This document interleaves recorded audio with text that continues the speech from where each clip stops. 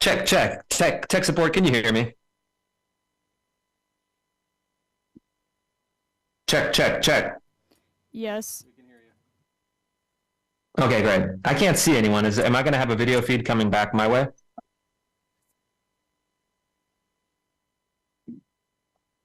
We are working on it. Okay, thank you. Ryan, good to see you. Oh, you're muted or something.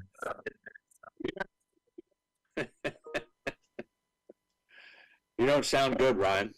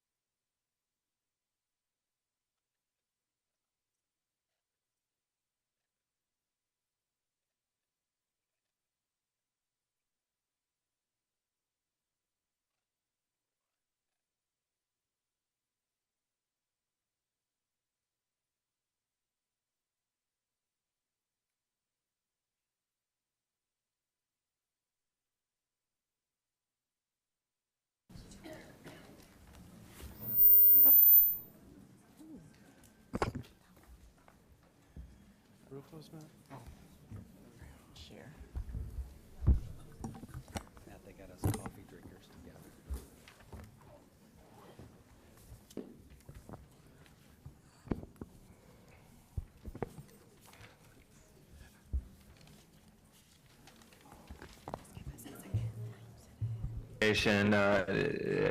Dr. Kessler, and I think Ryan is kind of, it looked like his voice box was scrambled by a robot or something for a bit. How are you sounding now, Ryan?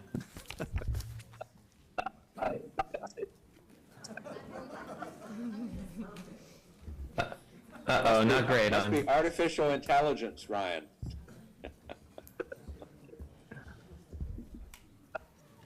Yep, I think he dropped out. He's re-signing.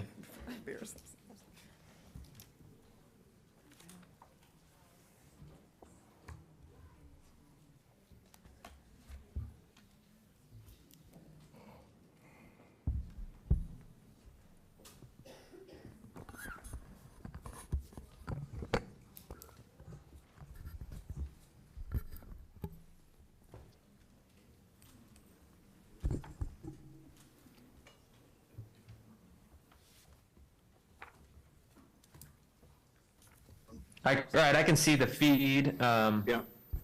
Can we get an audio feed there, tech team, just to make sure we can hear the proceedings?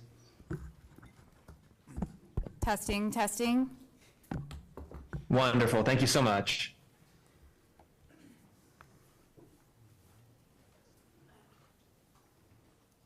That is coffee machine. Just waiting on Brian.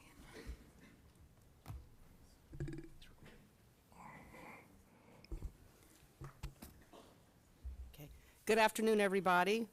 Thank you for attending the New College of Florida Board of Trustees meeting. Today is Tuesday, February 28th. And with us is our board. We have 3 members that are appearing virtually. And we have members of the Florida Board of Governors. I'd like to open the proceeding today, our meeting, with prayer.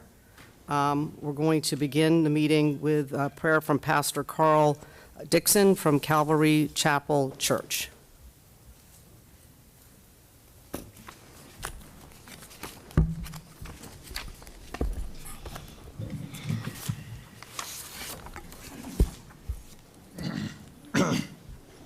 This microphone here.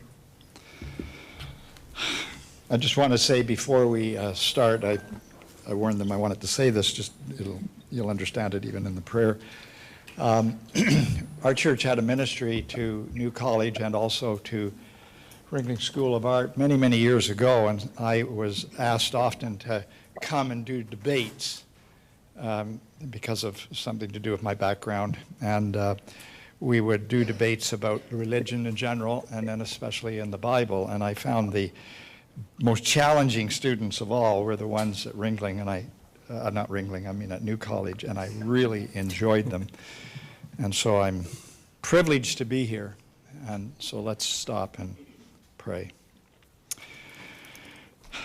Dear Father God, you have presented yourself to us as our Creator and perfect Father, and your Son as a living Savior, and your Holy Spirit as a continuing helper. You described yourself as the source of all love, and your servant Paul described love as better than personal power or great recognition. Love is persevering and kind and humble and patient and forgetful of the wrongs done to us. Love isn't demanding, but is about justice and truth. Paul told us that love never gives up, never loses faith, is always hopeful, and endures through every circumstance. Faith, hope, and love. The greatest of these is love. We read that love for our enemies is better than hate, that serving others is better than being served, that rather than judging one another, we are to treat others in the way we would desire they treat us. Love is the greatest of attributes, and love lives forever. Father, I pray for New College. I remember when I stood in the courtyard being strongly challenged by young, bright students who were often surprised at my answers. Oh, dear God, make New College into a place where there is great learning, where minds are challenged and grow in knowledge, a place where young or not so young people can come to grow in knowledge and ability to think through what they believe and find freedom in being curious and respectful about what others believe. Father, I pray for the trustees to lead wisely as they encourage teachers and staff at this place of learning. I thank you for purpose in life. As the wise Solomon wrote, how wonderful to be wise, to analyze and interpret things. Wisdom lights up a person's face, softening its harshness. A school is built by wisdom and becomes strong through good sense. Through knowledge, its rooms are filled with all sorts of precious riches and valuables. May wisdom and love characterize the meeting today. I pray that in Jesus' name, amen. Thank you, Pastor Dixon. Can we have Joshua Broyhill, a current New College student, come up, please?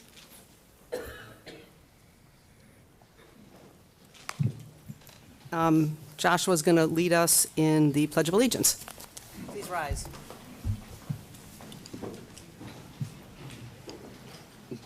I pledge allegiance to the flag of the United States of America and to the republic for which it stands, one nation, under God, indivisible, with liberty and justice for all. Thank you. Before we call the meeting to order, I just want to welcome our new interim president to my right, Interim President Richard Corcoran, and just to reaffirm the mission of this board, and that is to build or rebuild this tiny, small, but special institution into what it should be, which is the paradigm of academic and educational excellence. Thank you. Ms. Fitzpatrick, can you please do the roll call? Yes. Trustee Anderson? Trustee Bauerlein? Here. Trustee Karp? Here. Trustee Keenan? Here. Trustee Kessler? Here. Trustee Lipinski? Here. Trustee Mackey? Here. Trustee Rufo? Here. Trustee Ruiz? Here. Trustee Spalding? Here. Trustee Spear? Here. Chair Jinks? Here. Vice Chair Cristaldi? Here. Quorum is present. Okay, and can you please confirm that the public notice of this meeting? Yes, it was publicly noticed. Thank you. At this time, it's my honor and pleasure to welcome members of the Board of Governors. Today we have with us member Alan Levine, Chancellor Ray Rodriguez, and Rachel Kamutsis, who's the Board of Governors General Counsel. They're here today to give us a presentation, an overview of what the Board of Governors does and what it, as our boss, in essence, expects of us as trustees. There is still, I believe, trustee training that will be done, and this is just a truncated version of it, but an initial presentation for us. Thank you. The microphone is all yours, Governor Levine. Thank you, Chair Jinks, and it's an honor to be here with you and a privilege. Can y'all hear me? Make it a little louder. I don't think the mic is on. Hello, there you go. There you All go. right. It's an honor to be here with you today and a privilege. I'm here at the request of the Chair of the Board of Governors, Brian Lamb, and the Chancellor, Ray Rodriguez, who are deeply interested in the success of this institution as part of the 12 state universities that make up the university system of Florida. I'm going to go over a presentation with you. Typically, when we have new board members appointed, as you know, the governor appoints, I think, 6 of you, and we appoint 5. Whenever there's a significant turnover on a board, we typically require training of all of the new trustees, and it's a condition of your appointment that you go through the training. But rather than wait until November, we felt it would be a good idea to come and give you an overview of the governance of the university system of Florida. Number one, what does it look like? What does the Constitution say about it? And what's your role within the system? And what are some best practices for governance that can help you as you navigate and steer this university as the fiduciary body that's responsible for this university? The powers of the Board of Governors come directly from the Constitution of Florida. The Board of Governors is responsible for operating, regulating, controlling, and being fully responsible for the management of the entire system. I've served on the Board of Governors now for 10 years, and I can tell you that we have a very unique partnership with the boards of trustees. Whereas all of the influence, power, and responsibility for the system lies with the Board of Governors, we delegate a very, very significant amount of that responsibility to the boards of trustees. And in so doing, we rely on the boards of trustees to stay true to the mission of the institutions, or in the event they want to change the mission of an institution, to come back to the Board of Governors and seek our consent. We do, like I said, we establish the powers and duties of the Board of Trustees through our regulations. So specifically, what our responsibilities are, it's to define the distinctive mission of each constituent university and how that university interacts with the state college system for articulation. We seek to ensure that everything is well planned and coordinated between the boards of trustees and the state with respect to your long-term planning, your strategies, and what your goals are as an institution. We're responsible for making sure we don't have wasteful duplication of facilities or programs, and that the board's management is subject to the powers of the legislature. It's a very unique three-way tripartite partnership, if you will, between the legislative and the executive branch, the Board of Governors, and the Board of Trustees. And it has been a very effective model. And this model has led our state university system to be the #1 ranked system in the United States for 6 years. And that happened because the legislature had trust and faith in the Board of Governors. I think that we have faithfully carried out the policies of the state and the Constitution.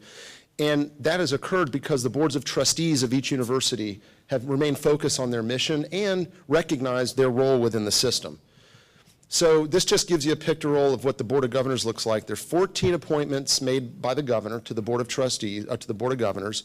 I was actually originally appointed 10 years ago, and there's been many appointments by 2 different governors that are currently serving on the board. 3 are designated by statute, which includes the student representative, the faculty representative, and the, who's the third? Oh, and the Commissioner of Education, who sits as an ex officio member. And then, of course, there's 12 constituent universities. Similarly, you guys are structured in a very similar way. Let me just go back. And to the right there, you see Chancellor. This is important. I'm here today at the request of the Chair of the Board of Governors and the Chancellor.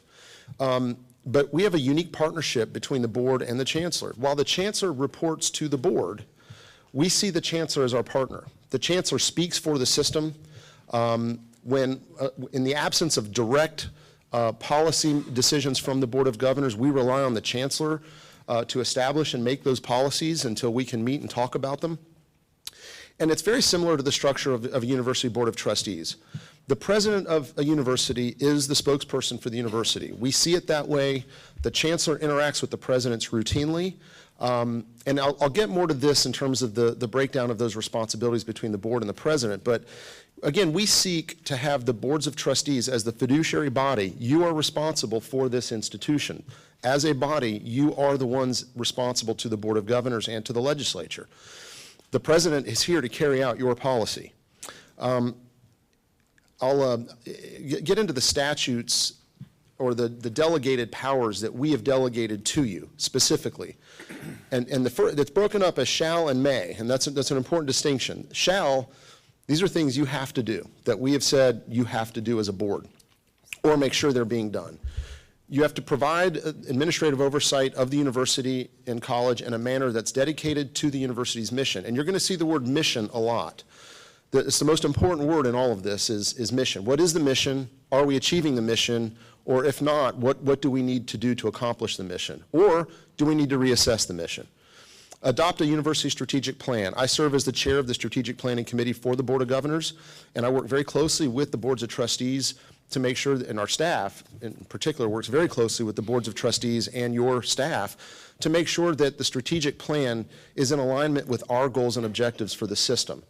And there have been numerous times where we have rejected university plans and sent them back for additional work. And our objective is to make sure that as universities and colleges that we are high performing and that we are producing for the state of Florida graduates who are prepared to get out into the workforce or to achieve whatever their ambition or goals are and to contribute back to the economy of Florida. And we'll get to that in a minute as well.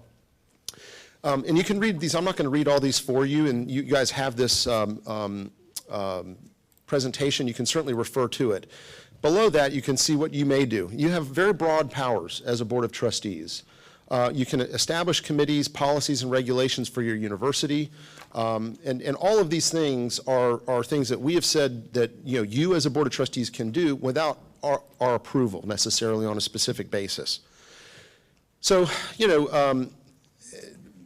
there's other powers and duties. I'm going to leave that for you guys to evaluate in the statute. You guys can see that for yourself, and you're represented by excellent counsel. So I'm not going to get into all those details. But I will say, what is the role of the chair of the Board of Trustees? And how does the chair interact with the Board of Governors? The chair is really important. Each of you, no one person on your board has any more power or authority than another member. No one of you should be giving direction to or interfering with anyone at the university unless the body of the board has acted and given you direction to do so.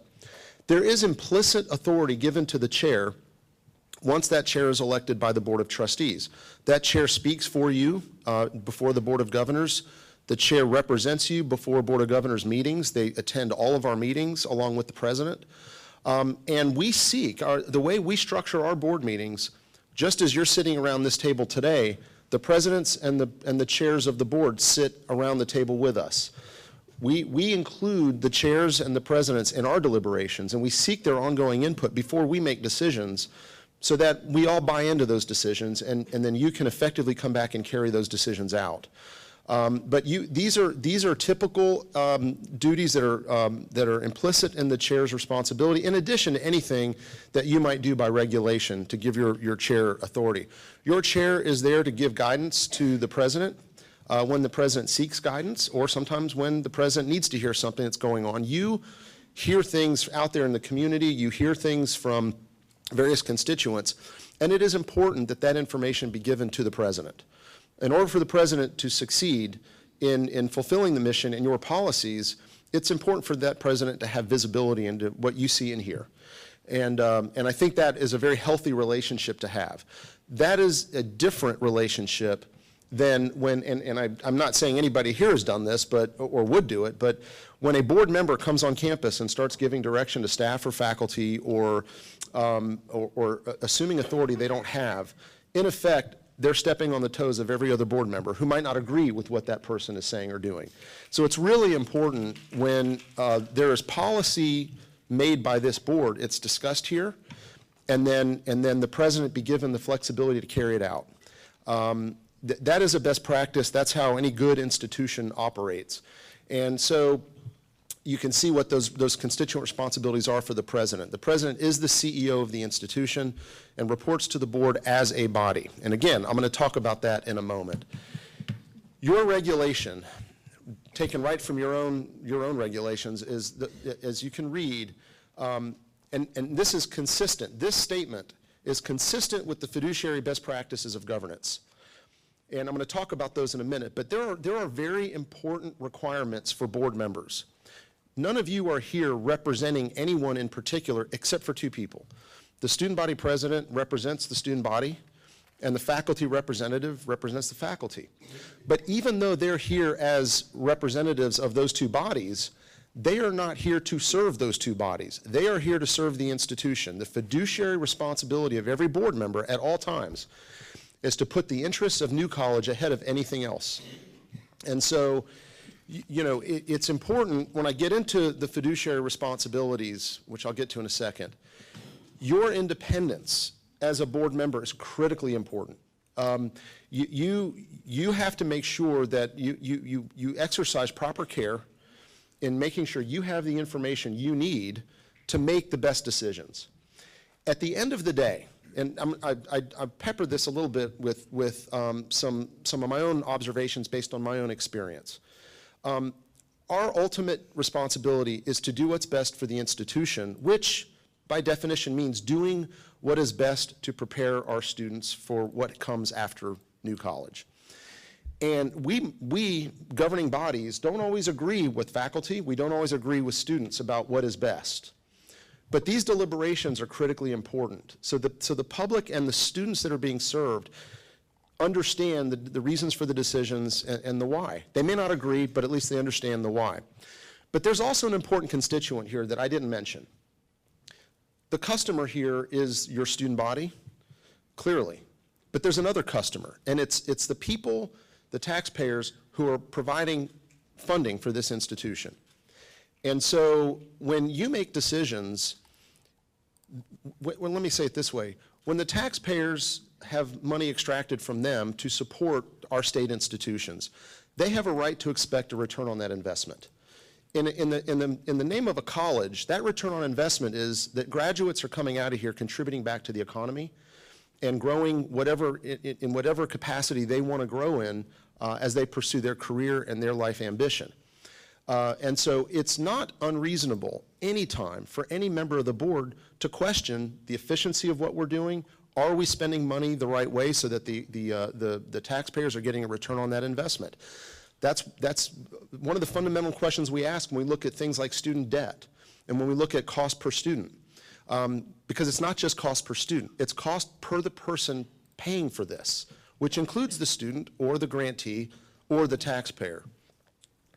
So why are conflict of interest rules so critical? In Florida law, there are very explicit conflict of interest provisions that we've adopted as a regulation. Our regulation comes straight from the statute.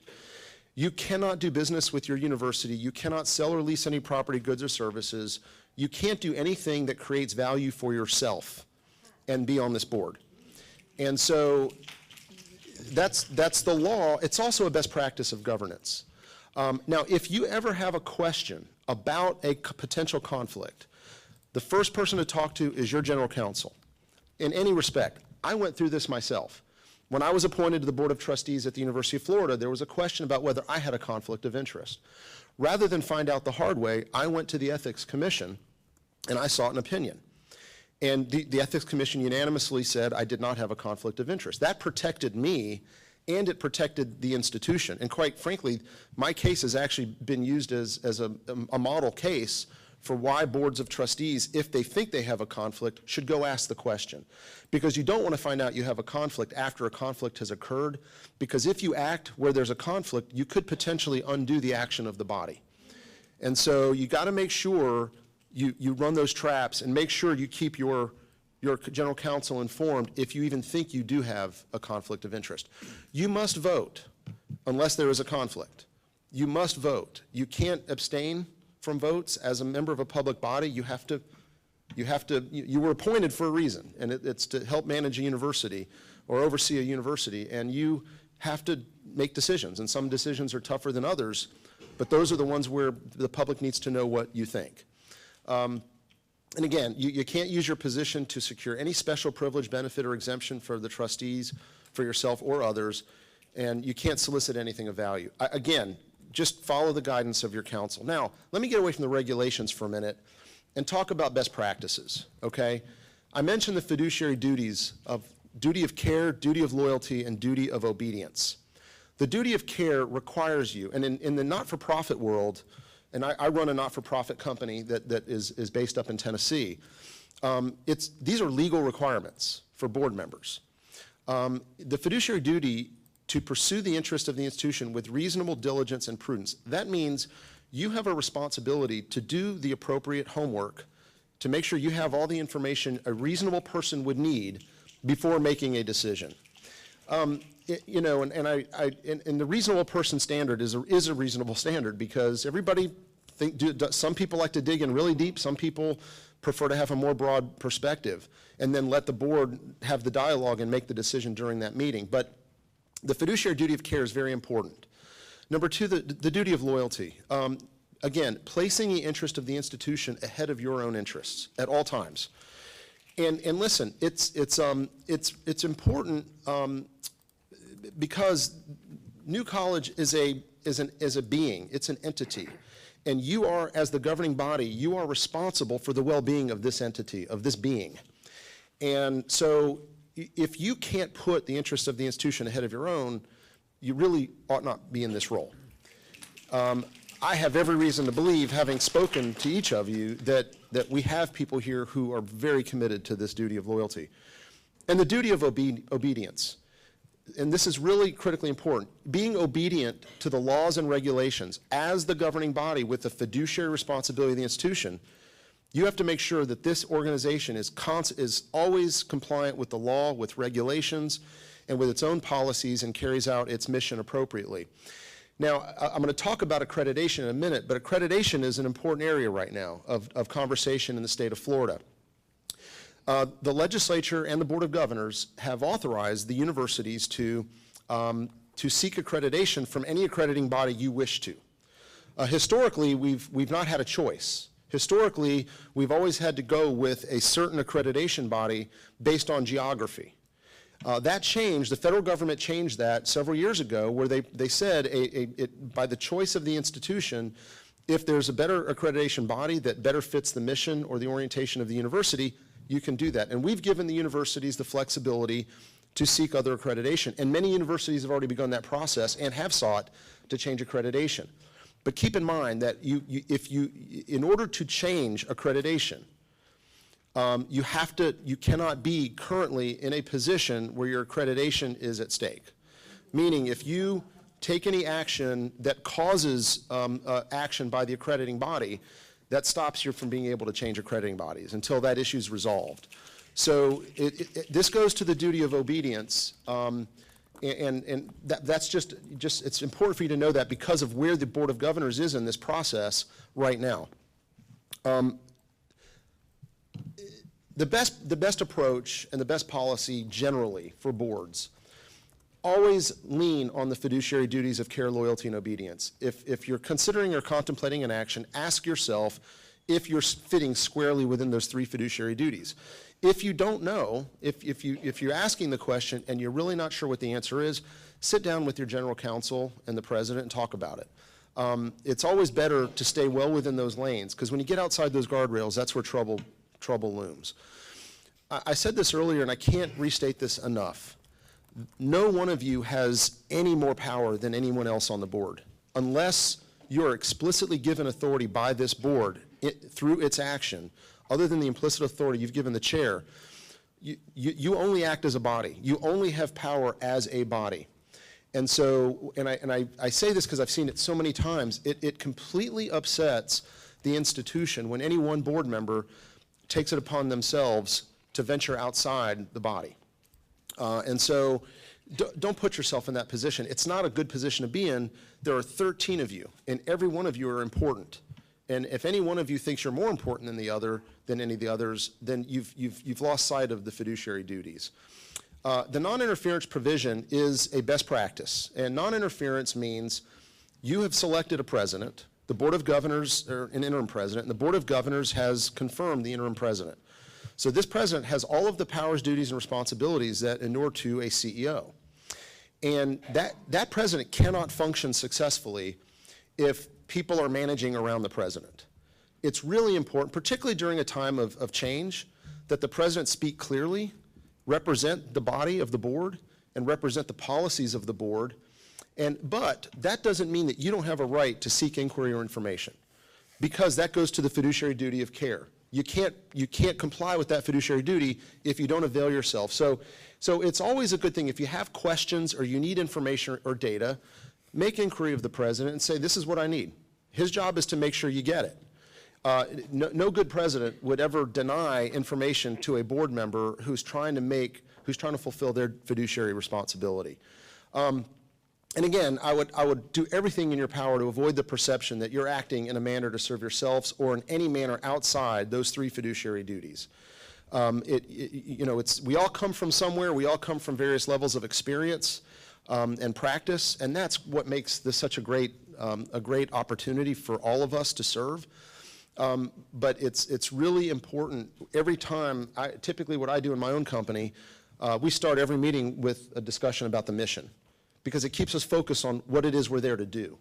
And I encourage you to just always remain steadfast to what the mission is, and I think that you'll be an exceptional governing body.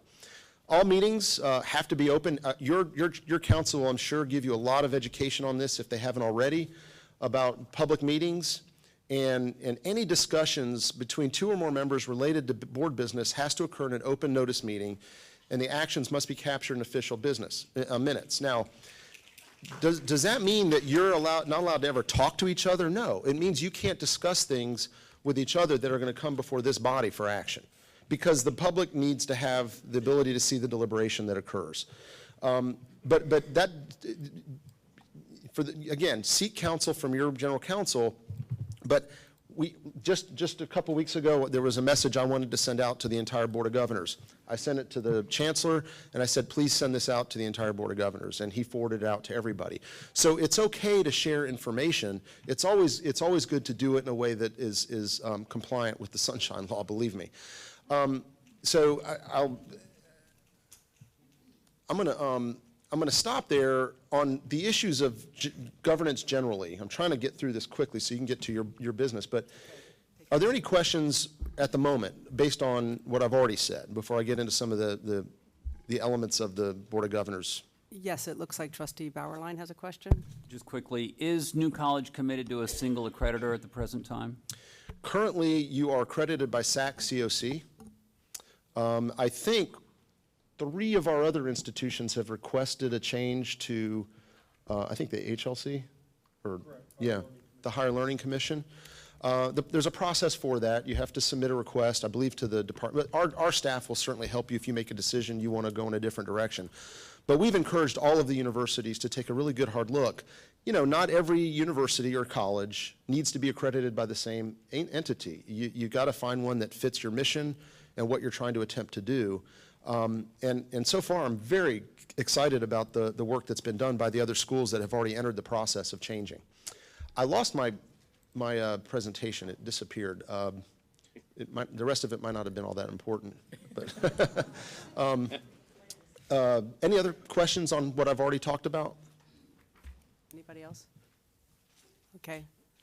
Go get your slides back up. Can I get my slides? Let me talk for a minute about mission, and I think there's a slide somewhere about this. Remember I said early on that one of the constitutional responsibilities of the Board of Governors is to approve the mission of each constituent university. Only the Board of Governors can change your mission. Now, that doesn't mean we do that top down. Every institution in the state of Florida has already established their own mission. New College is a little bit different in that there is a mission established in statute. That mission goes back before the Board of Governors even existed. Since that statute was passed, the Constitution was changed, which gave the Board of Governors sole authority to approve the mission of each constituent university. So that statute is actually stale because the voters have spoken since then and changed the Constitution. So as you talk about your mission and what your goals are for New College, any material change in the mission would need to be discussed here, and if you want to make any material changes to the mission, you would then need to submit that to the Chancellor's office, and the Board of Governors would consider that through our process. Now, since that popped back up again, I'll transition into the board, the strategic planning process. As I mentioned, I chair the Strategic Planning Committee, so I'm somewhat partial to this regulation. This has worked for our system really well, okay? When we started down the path of really digging into our strategic plans and getting into the minutia of the data, our state university system wasn't ranked. The University of Florida wasn't even a top 25. We now have the University of Florida as a top 5 institution. University of South Florida is the fastest rising in the country. UCF and FIU are among the fastest rising. And as I said, we're ranked number 1 in the country. This is no accident. This is because the legislature put performance funding in place based on the metrics that matter. You know, what are your students earning when they graduate college? Are they employed within a year after graduating college or in graduate school? You know, what is your graduation rate? When we started down this path, our average graduation rate for the university system, 6-year graduation rate was about 50%. Half of our students were in school for 6 years and not graduating.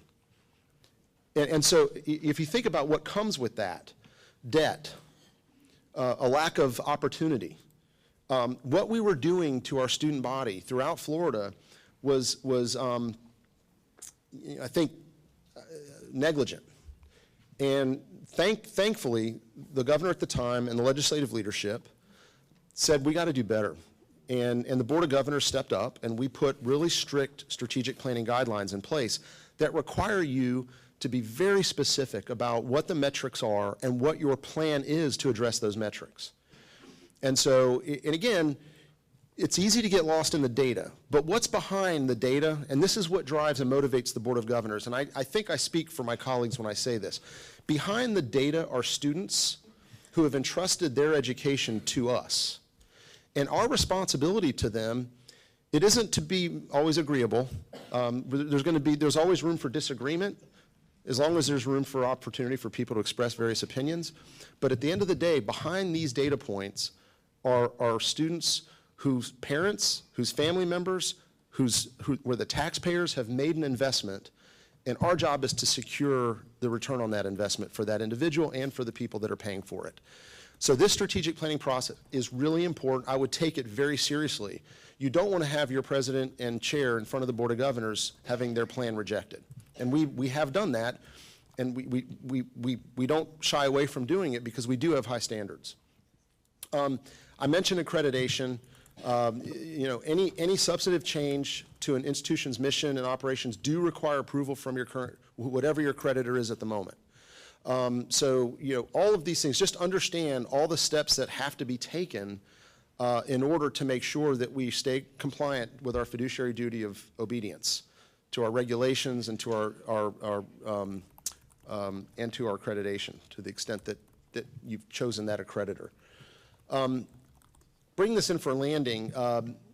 We about 6 years ago passed 4 very distinctive regulations related to audit and compliance.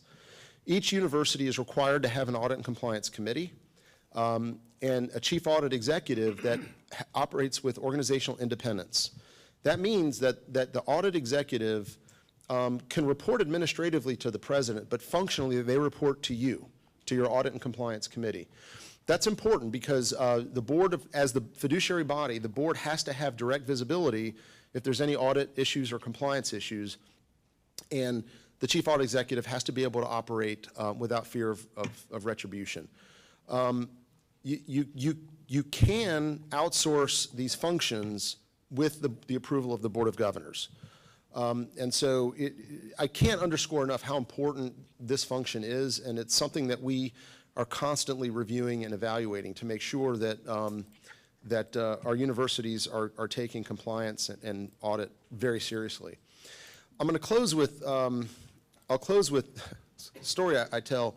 You know, I have a friend that lives in New York City, and every day my friend goes downstairs from their building where they live, the apartment building they live, and he puts a quarter on the newsstand, but he never takes a newspaper. And he does this for about 6 months. He goes downstairs, puts a quarter on the newsstand, but he never takes a newspaper. And finally, one day, he's walking down to the newsstand, and the owner of the newsstand says, "Sir, I need to talk to you." And my friend said, "I know, you want to know why I put a quarter on the newsstand, but I never take a newspaper." And he said, "No, sir, I just want to let you know the price has gone up to 50 cents. You know, I love to tell that story. It always gets a good laugh. But in reality, the people who are funding all of this enterprise, that's how they feel. That's how they feel. They want to see value for what we're producing. And I believe in the last decade, the State University System of Florida has shown them the value of what we're doing. And I extend that to, all of our schools have opportunity. All of our universities have opportunity. It wasn't long ago that, in fact, it was 2015, and this, you could look this up, this happened. I got into a pretty verbal discussion with the then president of Florida A&M University. Their 6-year graduation rate was 36%. Their plan, their 3 or 4 year plan was to get to 39%. And I didn't find that acceptable.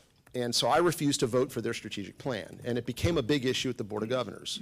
The president had some choice words for me, and I had some interesting responses for her. But it became clear to me at the time that the Board of Trustees of FAMU was not truly committed to improving the student experience. And a lot of difficult days lay ahead. I was asked, much as I'm standing here today, I was asked to go meet with FAMU, to take action if we needed to appoint new board members. And we did that. We appointed 7 new board members between us and the governor's office. And that new board terminated the president. And the new board set out on a different path. And today, I believe the 6-year graduation rate for FAMU is close to 60%, if not over. The 4-year graduation rate is competitive with our other institutions. And we have seen dramatic improvement in student outcomes. Now, that didn't come without a lot of name-calling and ugly comments sent our way, but we stayed true to the mission of FAMU. We wanted FAMU to be one of the nation's elite HBCUs, and it is. But it is immoral to send a student out of here 6 years without a degree. And it's immoral to produce a student population if you can't get them to a position where they can get a job or something that they've aspired to. And so I encourage you to always let that be your focus. And with that, I'm happy to answer any questions. I think I'm going to be done ahead of time. But we're here to support you. We're here to give you guidance when you want it. We certainly will have great interactions with you during Board of Governors meetings or in between if you need that or want it. But we are all rooting for you. We're rooting for you because we want these students to get the best possible education and have something of great value when they graduate here. And so with that, if there's no questions, I'm happy to just check. Do any of our trustees have questions, comments? Thank you for your time. That's very helpful. It's a pleasure and honor to be here with you. I have one. Trustee Last, Ruiz? yeah. Yep, so,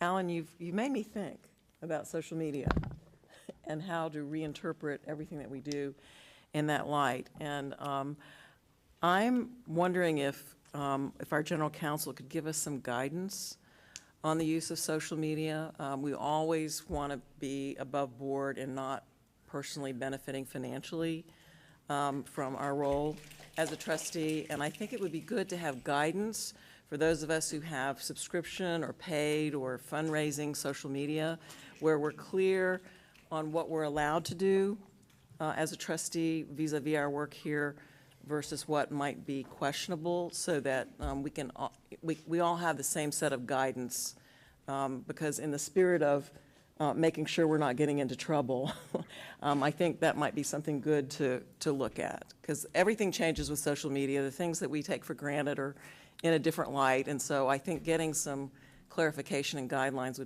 might be helpful. Madam Chair? yes, you may. Yes, I think that would be a good idea. I'd be happy to put something together with some parameters and share with the board so that you can have that guidance. So we can and act with that. confidence. It's not that we don't want people to have their own social media, but we do want to make sure that we protect this board and its integrity. Right, I understand, but we still have to balance against the freedom of speech and the other. And we love freedom of speech. Exactly, but I'm more than happy to look into giving some guidance. Yeah, it's more the the paid element that I'm concerned about, because that looks like, you know, a conflict of interest potentially. Have any other,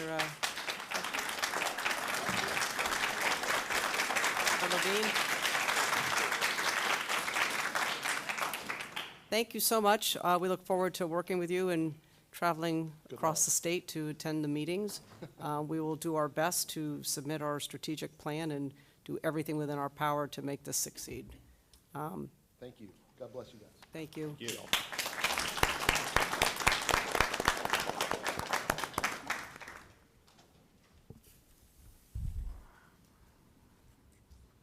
Does anybody need a break? Or are we good to go? Good to go? Okay. We were going to take a break, but the presentation is over, and so we will, can you hear me? I can't hear you. Okay. This is the time for public comment. We are going to, as you know, you get a notice, and you have to have your request to speak to the college by 48 hours before the meeting is scheduled. We do have a list of people who have signed up or requested to speak.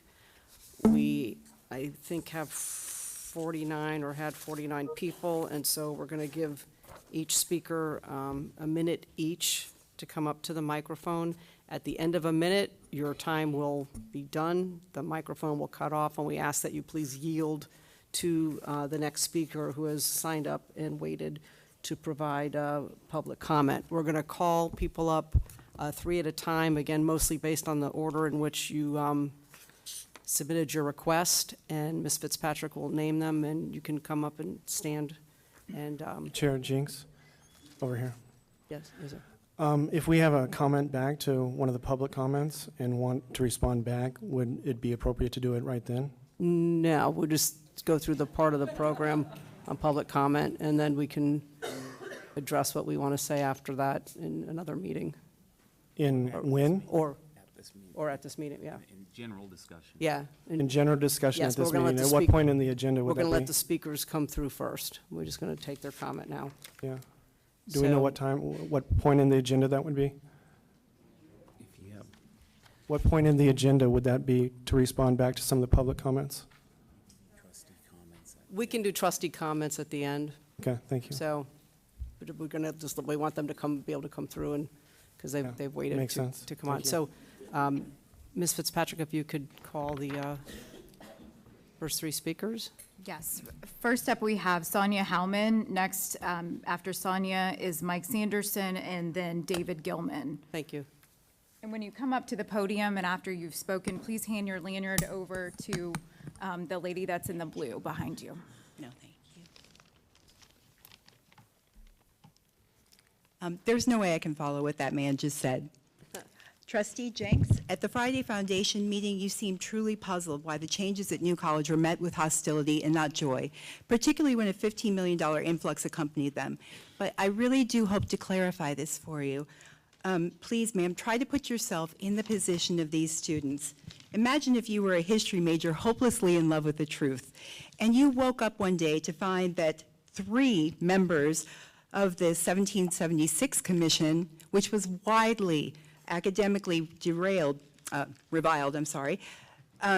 now in control of their curriculum, or the Jewish student who found his perfect data science program, only to wake up to hear that our governor wants to make this the Hillsdale of the South. That's not correct. Or the person of color who fears that their history will never be told correctly. Please try to understand this hostility is born out of the fact that this truly constitutes a hostile learning environment for these students, and the money will not mitigate this, nor will the cruelty that underlied it.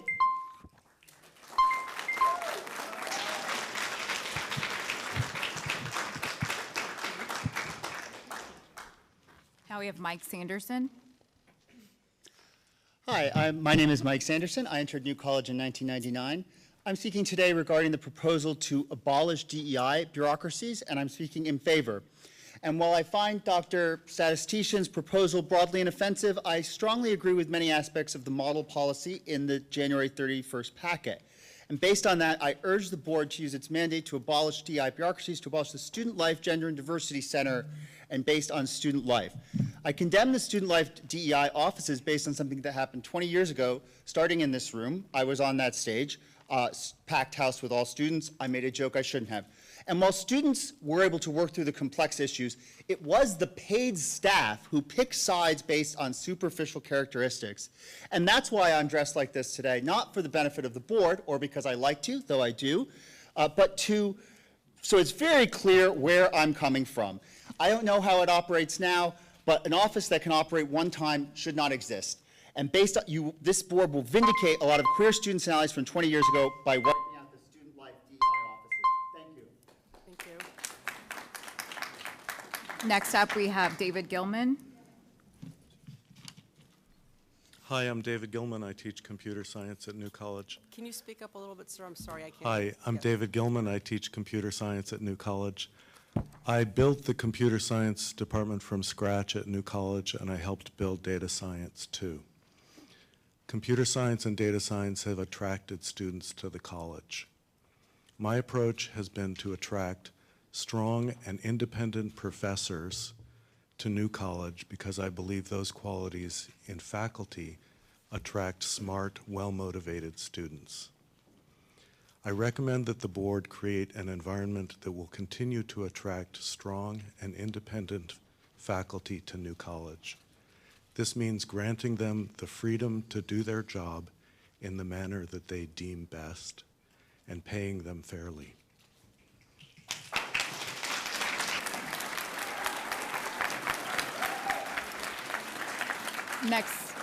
The next three speakers is Liz Lininger, David Land, and Garen Hoover, followed by Benjamin Casey. Okay. Ready? Yeah? Hi, if you've read the documents for this meeting, you know that the staff in the Office of Outreach and Inclusive Excellence provide robust support for our students in our campus community, such as financial counseling for students and administration of grants and outreach to our local community. At the last meeting, one of the trustees asked you to vote to eliminate the entire office without citing the Arts and Sciences report showing that marketing New College as inclusive towards diversity would significantly increase applications and yield, while marketing New College as just tolerant towards diversity would significantly decrease applications and yield. He did no research on what functions that office provides and did not even bother to write a proper motion. Does this trustee have the intellectual skills and fiduciary duty to serve New College? Or, as he's admitted to the media, is he merely a soldier of rhetoric in DeSantis' army?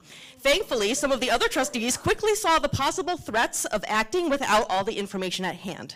Trustees, please act with diligence, critical thinking, and fiduciary duty towards all future decisions to which you are entrusted. Also, please make sure to comply with outstanding public record requests in order to not break the law. Thank you.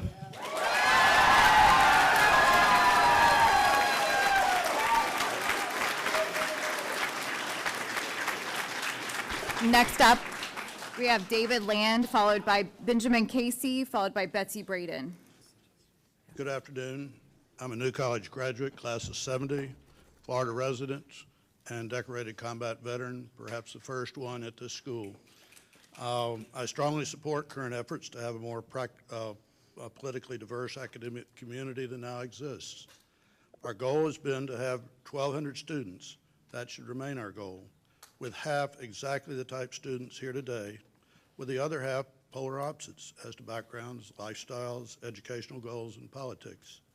Both sides would benefit tremendously in getting to know people not like themselves, not thinking as they do.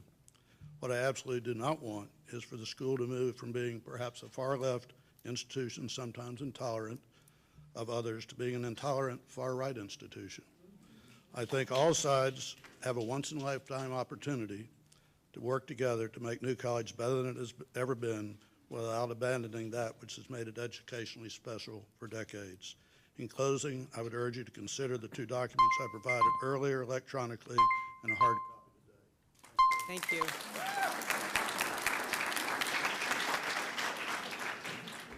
Benjamin Casey, Betsy Braden, and Janine Ashworth. All right, I'd like to be one of the first students to welcome our new president by letting you know that you are in fact not welcome here. And that's not in a we don't want people of differing opinions here way. It's more in a you've said teacher unions are evil, you helped privatize the public school, district and lowered its literacy rate drastically, and the Sunshine Law was allegedly broken to hire you here way. We do not welcome you here because you do not reflect the values of the New College community, and you do not respect the people here who have poured their blood, sweat, and tears into this institution. It's an insult for you to swoop in and grift an easy $700K plus benefits, while the board claims our school is in a financial crisis and underpays the faculty, staff, and student employees who will continue to keep this place functioning while you're spending half your time working from home in your Tampa residence. Richard, Dick, sincerely, the best I can hope for you is that every day of your presidency is as frustrating and as uncertain as every day has been for queer and BIPOC students since this new board's arrival.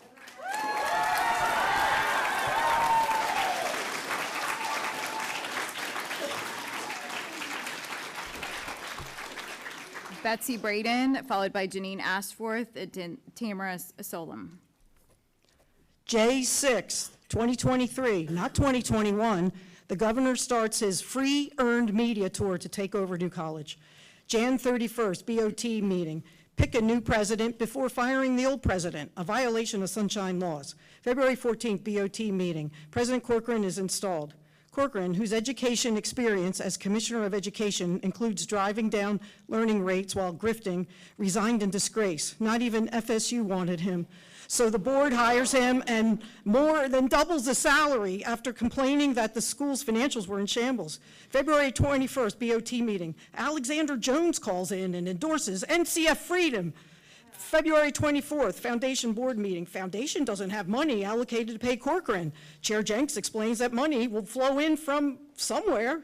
February 28th, the elimination of the DEI department. Most of this board don't know the duties of this department. They are using a civil rights remedy. DEI is a weapon against us and to toxify interactions between us. I smell corruption.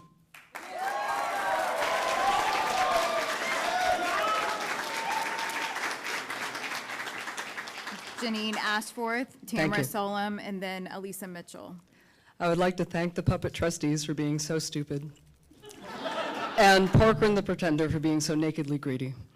The real lesson is here, students, at their expense. As Rufo tweets throughout what he mistakenly believes is his personal glow-up moment rather than taking his responsibility here seriously. As Spalding uses his speak and spell to research the word collegial and confuses friendship with the likes of him as qualification for anything. As Jenks promises that donors will refill the coffers she raids, though she won't name them, and somehow they can't pay Corcoran up front, I want our honors community, reporters, lawyers, and history to watch, please learn, and inoculate yourself to the banality of evil.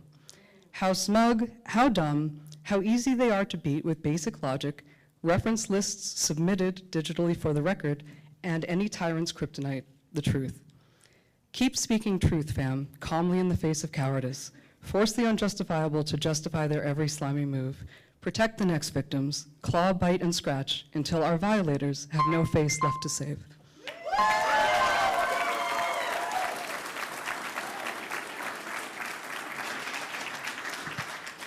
Tamara Solom. My partner and I wanted to speak together, but two women speaking together was denied. So I guess this is the beginning of censorship. We represent alumni parents. Perhaps we are looking at the situation wrong, with wrong assumptions. If that is the case, I want to apologize. As part of an institution for higher learning, we must support the process of education and the fact that some people are simply not exposed to certain vocabulary and views. I mean, if one of you believes that the term collegiate means friendly, perhaps we should backtrack a bit, withhold criticism, and try to help you understand some terms and why we think they are important for you all in your new leadership roles. Webster defines diversity as the condition of having or being composed of different elements, especially the inclusion of people of different races, cultures, etc., in a group or organization. The opposite of this would be homogeneity, the quality or state of being of a similar kind. For equity, justice, to law or right, specifically freedom from bias or favoritism, and the antonym, that means opposite.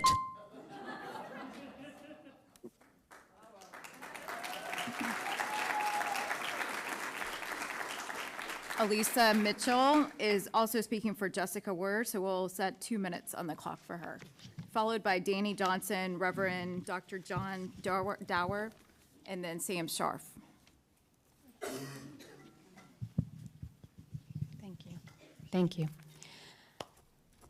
My son is a student here who is now looking at transferring, which I know doesn't matter to you. You've been very clear that you are happy to help relocate students who don't support your vision for their school. I do wish you joy of the student retention number, a metric you now own. If he leaves, it won't be because he's some kind of snowflake who can't hack it, as some of you like to imply when you mock new college students on your social media. It will be because the style of leadership the new majority of this board has demonstrated is not a model that garners admiration or respect. You didn't listen, you only decreed. You weren't curious or open-minded, you were dismissive. You weren't collaborative, your actions were unilateral. You weren't transparent. You arrived with predetermined solutions decided behind closed doors.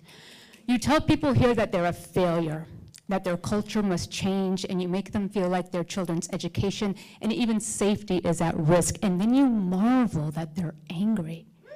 And you point to that anger as a sign of their unreasonableness and lack of intellect. And I wonder how you think you can be successful with this kind of approach. I'll support my son whatever he decides, whether he stays or leaves for a school whose leadership better reflects his values. But I hold you responsible for using college students as political pawns and unwilling subjects in your great educational experiment. Because one of my values is empathy, I'll end with this. I hope that the kind of educational derailment and utter disrespect you are currently showing my student, my child, is never suffered by one of yours.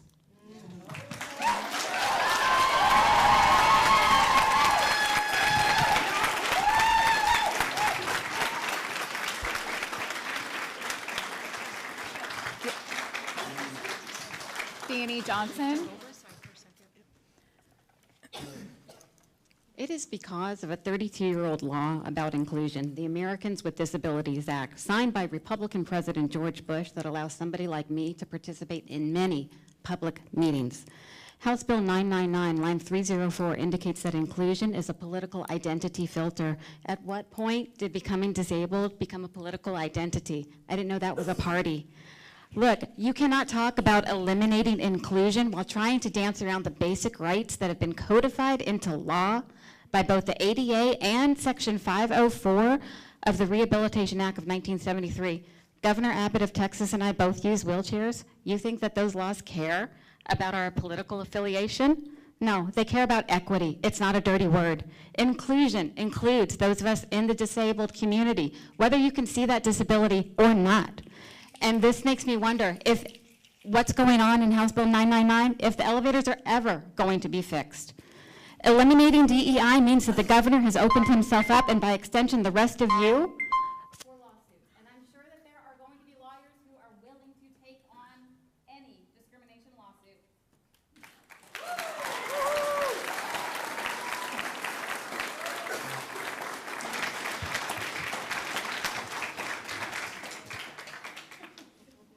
We have Reverend Dr. John, followed by Sam Scharf, then Ruth Beltrain.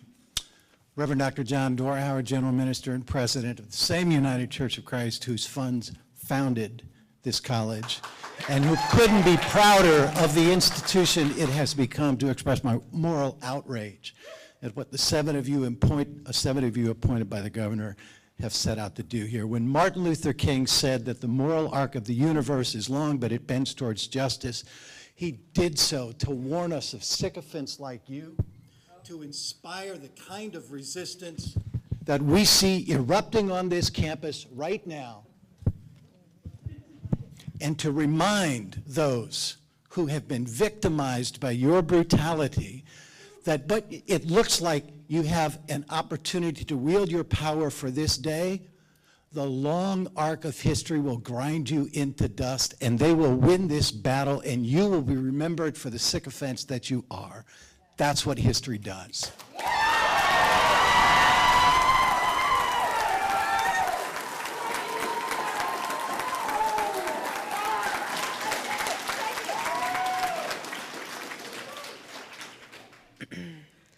This has been a hostile takeover of the top 5 public liberal arts colleges that we call home. It's absurd that some of these trustees couldn't even be here today because they don't even live in Florida. They were handpicked by DeSantis because of their commitment to culture war grifting. The rhetoric and policies of these trustees highlights their disdain for students and the neglect for our concerns about the direction they are taking our school. You are all stooges of oligarchs. They pay you big money to follow their deranged goals for society. Regardless of your attempts to suppress our educational freedom, we will continue to learn the subjects that you want to ban. We reject the social inequalities that your ideology defends, and we will continue to strive to create a better society for our future. The administration of our school may have suffered a hostile takeover, but we, the students, are still here. We are radical and queer as fuck, and we will keep the culture of the campus this way. And you can't change that. I yield my time. Warm regards to Chris Rufo.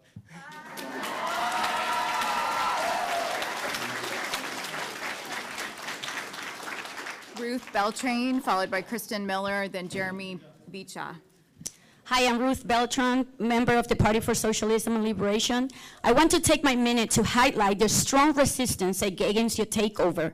On February 23rd, students all across the state of Florida, including right here in New College, walked out in dissent for the actions that have been taken to destroy the DEI department and to completely do a takeover of this school. I want to call parents, students, educators, community members, and supporters all across this country and remind them that students in the 60s were able to shape our society, and you play the same role here. I invite you to engage in rallies, protests, walkouts, and straight-up shutdowns of schools all the way until the takeover of public education right here in Florida stops. We are the majority, and we do not need to allow a few cronies like Rufo and Spear to change our society and public education. Thank you.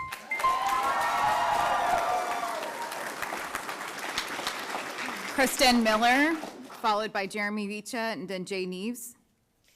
Hello, my name is Kristen Miller. Thank you for allowing me to speak.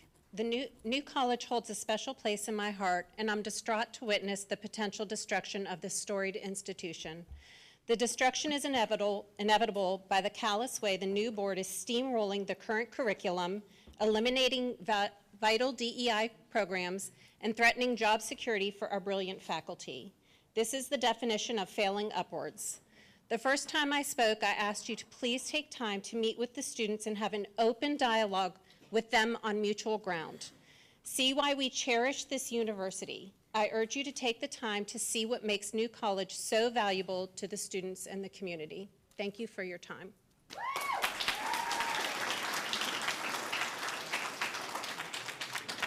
Trustee Spear, you wrote on Substack that you support some ideas classified as woke, like celebrating America's diversity. You wrote that others are pledges of fealty, and your only example was demanding that woke pronouns be used. You wrote that you view wokeness as a religion. I argue it's just respect. I assume your wife introduces herself as Mrs. Spear, but that is not her birth name. She legally changed her name. You introduce yourself as Eddie, but that is not your birth certificate name, nor did you legally change your name. As a trustee, you will meet professors. One may introduce himself as Sarah. Another may say, I worked hard for my PhD. Please call me Dr. Crawford. Another will say, my job title is important. Please call me professor. These terms, doctor and professor, are similar to pronouns because they're a shorter way of referring to someone without using their direct name. A young child recently referred to me as she because I wear a ponytail. I wasn't offended, but it's okay for me to say I am a he. There is no reason I should be ashamed of my identity or my pronoun. I believe it is appropriate for New College to only hire professionals who are willing to refer to people by the name and pronoun that they use. This is not a pledge of fealty. It is not religion, it is respect.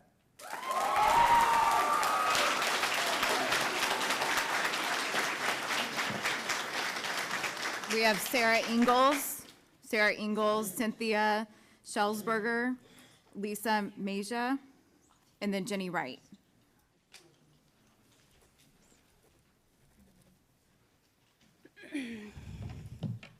Hi, I am Sarah, and I am DEI.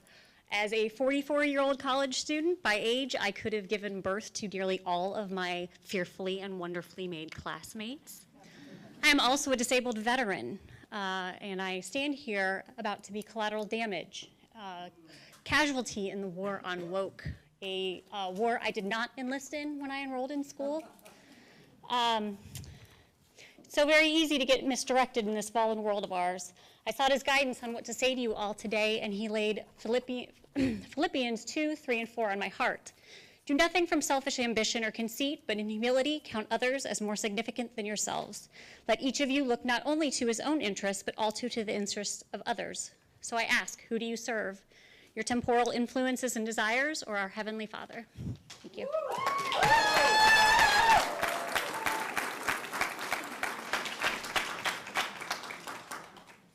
Hi, I am here to object the appointment of Richard Cochran as interim president. The board should have selected a serious academic candidate rather than a politico enemy of public education. In 2020, Cochran made a comment during a State Board of Education meeting where he said, quote, "You should never read the Washington Post or the New York Times." A college president who does not want students to read the two most important newspapers in the United States is not a serious candidate. Cochran wanted a better paying job. So Ron DeSantis and his buddies here on the board gave him this job in backdoor meetings, violating sunshine laws. And even though they claim New College is in a financial emergency, Cochran's salary with perks will be above $1 million. Hiring Cochran as interim president, paying him $1 million while violating sunshine laws is nothing more than hypocrisy. GOP, good old boy posturing, and a morally compromising sham.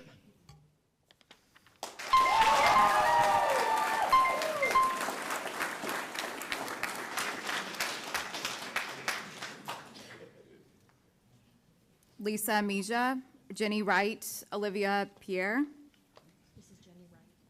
Hi there. My name is Jenny Wright. I'm a concerned parent of a New College student. What I have witnessed thus far is an extraordinary example of unprofessionalism. We need to know the plan. So far, all you have given us are sound bites and comments made for media consumption. All this board has done is tilt at windmills and create a group project vision board. The parents, students, and faculty of this school need to know what your actual plans are. We need to make our own plans. Freshmen enrolling in the fall need to know the actual plan. So far, all you have achieved is to create fear. I'm sure some of you know that the strongest kind of fear is the fear of the unknown. We are tired of listening to details about your fever dreams. I hope Interim President Corcoran is going to say something of substance today with actual timelines and implementation goals, and just not platitudes and generalities. My son and the rest of NCF community deserve to know your plan for the future. Again, what is the plan? Thank you.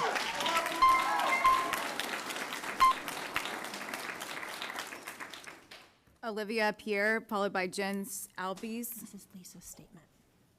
Okay, thank you. Go ahead, Olivia.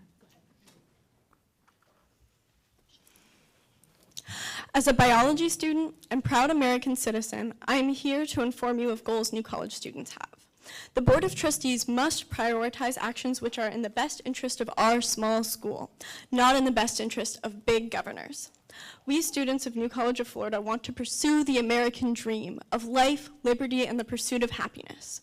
We want to get an education and lead productive, prosperous lives that contribute to a true common good. As those of you new to this school and higher education may not understand, we students know New College has regular problems shared by many other campuses, limited food options, and infrastructure long neglected. Addressing these issues are suitable actions of the Board of Trustees. We students say that following actions are not suitable: misusing the tuition we are paying, firing professors and staff, making our students feel unsafe, vilifying diversity, equity, and inclusion, repressing free speech and academic freedom, making me lose sleep every night, worrying about your misdeeds. I am here to learn, not to be your political. You are our trustees. Earn our trust.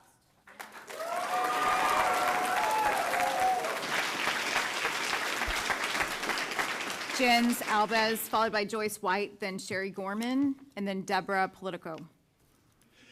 At the previous board meeting, Chair Jenks firmly stated that the NCF Foundation had sufficient funds readily available to pay Cochran's extravagant salary. What a surprise when she declared at the NCF Foundation board meeting only 2 days later that funding would have to come from future donations by yet unknown donors. In one fell swoop, Jenks managed to admit, A, that she knowingly misled this board, B, that she knew the funds were not available, see that she had no clue where the funds would be coming from, and see that she violated her fiduciary duties as a board member. Chair Jenks has lost all credibility and thus effectiveness as a leader of this board, which this board so desperately needs to move forward. Chair Jenks, to preserve what's left of your own dignity and to prevent further embarrassment and damage to this board, you must resign immediately.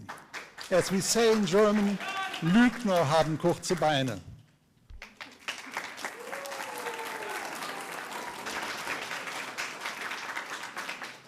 Joyce White and Sherry Gorman. Never in a million years did I think I would be standing here today in what seems like an alternate reality in a costume that was supposed to be fictional, but is frighteningly quickly becoming reality.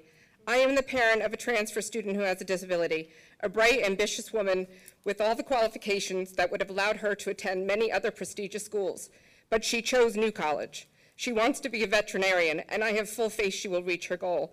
It's been a long road to get here, and I have spent the last 2 decades as her biggest advocate. So much of an advocate that I uprooted our family from Minnesota to support her particular needs as an autistic person. And after just 1 semester here, she was already thriving, increasingly excited and confident in her choice to attend NCF, until you showed up. My daughter and all her New College students here deserve the education they planned and were promised, not this charade of Gilead proportions. You, the board, have been entrusted with these students' well-being and to fulfill the promise they arrived here to claim. Please step up in earnest, because the whole world is watching, not just under his eye, but under Mom's eyes. And we don't miss a thing.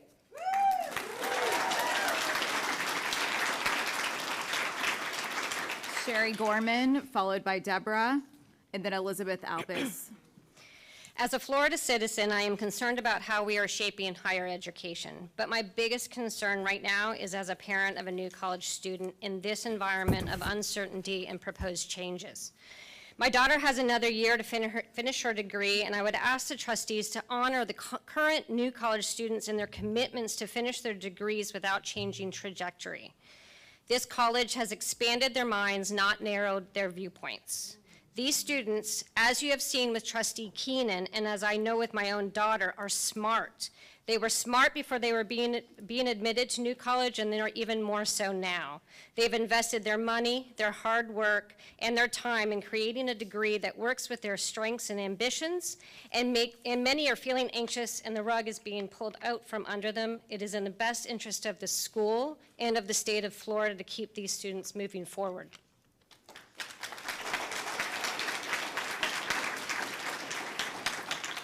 Deborah, followed by Elizabeth, then Rosio Ramirez Castro, and then Brendan. Let's talk money. Deborah Jenks wrote in 2022, I went to law school to become a lawyer so I would not have to work with numbers. I did not much relate to math.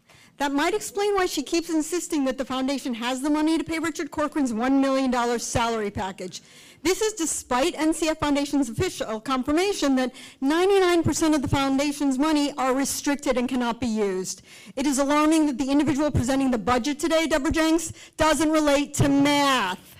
New College has $105 million in deferred maintenance, which needs to be addressed in this budget. Dorms are outdated and not functional. The elevators are broken. There is mold on the walls and constant plumbing issues. The campus police phone call boxes don't work. There's even food scarcity on campus. As a parent, I would hope that you as trustees for the school and these students would prioritize taking action on these issues. The students are united in anger and fear. They are asking for your help and cooperation.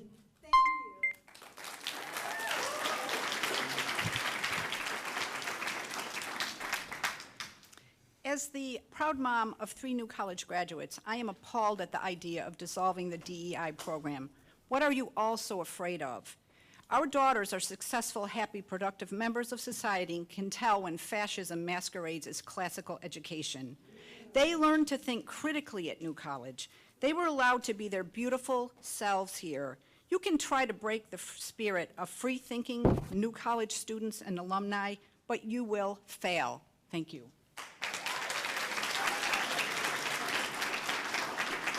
Rocio, followed by Brendan, then Diego. Hello, all. My name is Rocio Ramirez Castro, and I'm here to speak on behalf of the admissions student employees. As student ambassadors, we are the student workers who are the first to interact with visitors and are on the front line of NCF's mission to increase retention and engagement. The majority of first and second years currently attending our school were students we recruited and gave tours to. Within the first 3 weeks after the Board of Trustees meeting, we received over 100 calls to our front desk from prospective students and their families saying that they were either interested in attending New College but are not anymore, or that they had already paid their enrollment deposit but wished to withdraw it. They referenced the changes proposed by the new members of this board and threats to academics and DEI programming. We must answer question after question about the future of the school we attend, with some questioning whether our degrees will even be accredited when we graduate. NCF appeals to high-performing students because of our individualized approach to education, incredible faculty, small class sizes, and the ability to have choice in their education. Families and students are attracted to our academic system as it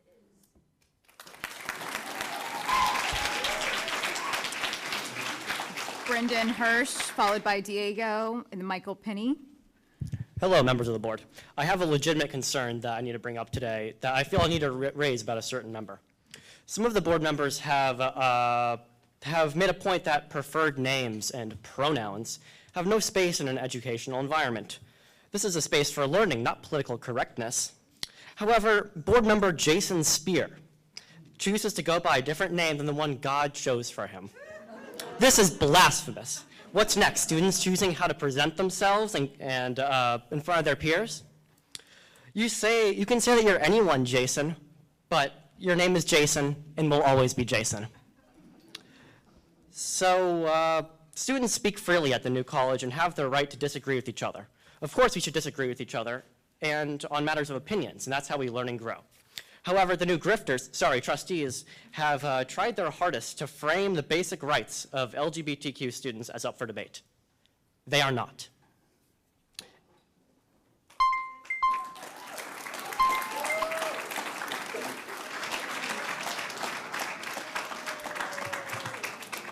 Diego, followed by Michael Penny. Then we have Wendy Armstrong, followed by Alaska Miller.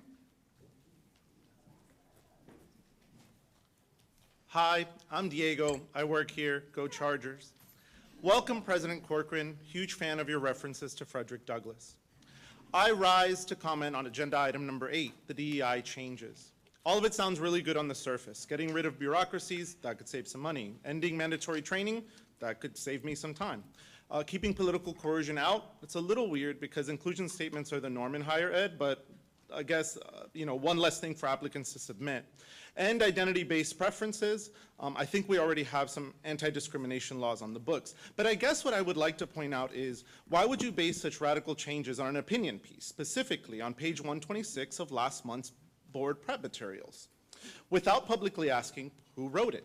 Who published it? Do they have a political agenda? What citations did they use? What sources support their arguments?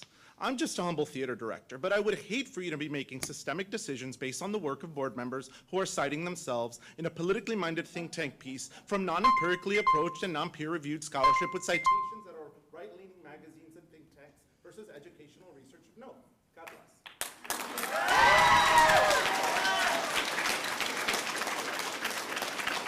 bless. Michael Penny, then Wendy Armstrong, Alaska Miller, and Tracy Farrow. Hi. I'd like to comment on the stated goal of this board to make new NCF to Hillsdale the South. I'm a parent of a student here. We looked at many colleges last year and chose NCF. There's no mention that the state was going to dramatically change the place we chose to the best for our kid. I had no problem with Hillsdale opening a southern branch in Florida. I think diversity in educational choices is great. If there's enough Floridians to support Hillsdale down here, then Hillsdale should buy some land and open themselves a campus. But that's not what's happening. Instead, Hillsdale is taking an existing college with existing students and looting its foundation to fund their expansion into Florida. Now it's like I took my Ford for an oil change and I got back a Toyota. I got nothing against Hillsdale. We didn't choose Hillsdale, and it feels like a gross breach of contract by the new college board, by the Florida Board of Governors, and the state of Florida to change things so dramatically with no concern for the students who chose NCF. Thanks all for your time. Welcome to Sarasota. Wendy Armstrong, then Alaska Miller, and then Tracy Farrow. To the newly appointed trustees, I am a current student at New College, and I would like to say that in my view, from what I have seen of your actions thus far, you have not shown that you deserve any trust from New College students in regards to your plans for this college. I myself am worried about the recent actions of this board and your lack of acknowledgement for student concerns. And students on the whole are not in favor of reforming or abolishing the Office of Outreach and Inclusive Excellence and are not concerned with its existence or actions. Instead, students are concerned with infrastructure problems such as the broken elevator in Dort, which has not worked since before I started at New College. It's an accessibility concern since while there is a working elevator in the connecting building, it is an extremely long walk for anyone who has mobility issues, whether temporary or permanent. And this is just one example of the maintenance problems that students have referenced on campus. Additionally, I've been told that the $15 million that was allotted for the school cannot be used to address concerns with dorms specifically, as dorms are paid for by auxiliary costs. Given that, I am concerned there is no stated plan for addressing such concerns or, again, any regard given to listening to current student voices before making huge overarching decisions about our college. Thank you. Alaska Miller, then Tracy Farrow, followed by Eliana Salazar, and then Joshua Epstein. Hello, I'm Alaska Miller, and I'm a student here, and I am performing a reading of First They Came. First they came for the communists, and I did not speak out, for I was not a communist. Then they came for the socialists, and I did not speak out, for I was not a socialist. Then they came for the trade unionists, and I did not speak out, for I was not a trade unionist. Then they came for the Jews, and I did not speak out, for I was not a Jew. Then they came for me, and there was no one left to speak out for me. Now they are coming for us, for trans and queer people like me. You are here to deliver us onto our demise under your fascist regime. I hope you enjoy the blood on your hands. History will judge you harshly.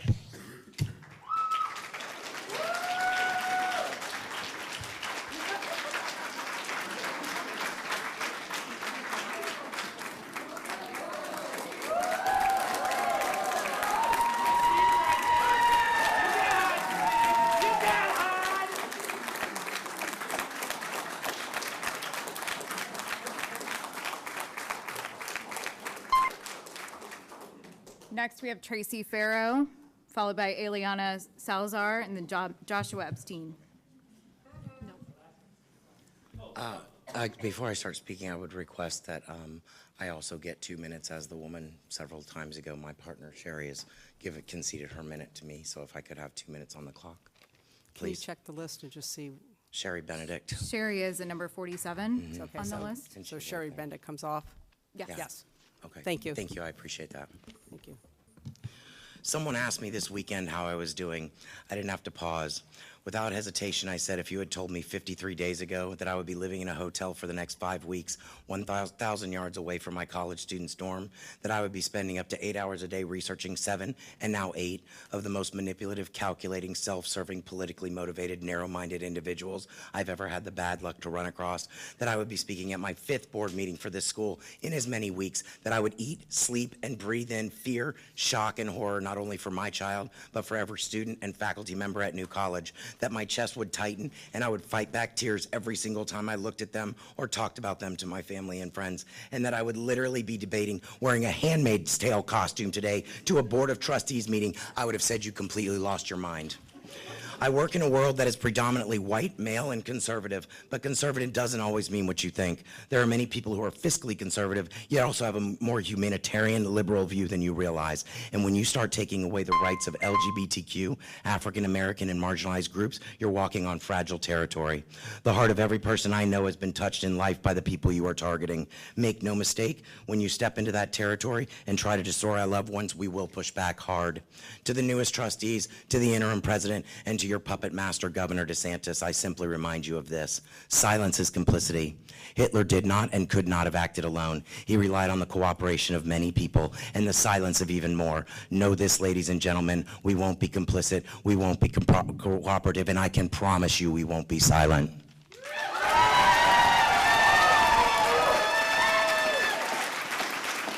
Eliana Salazar, then Joshua Epstein, then we have Matthew Senecal, followed by Chloe Fedor. Good afternoon. When I was a freshman at Barnard College at Columbia University, we had to read A Handmaid's Tale. This was back in 1987. It was fictional. I couldn't even relate to it. It was very entertaining. We had endless discussions that could never happen in America. What self-respecting adult would stand up in costume here and it's not Halloween and you're not giving out candy? I'm here because what you're doing here is not about education. This is political theater. You want political theater? We'll give you a show, and we're not going to make this easy for you.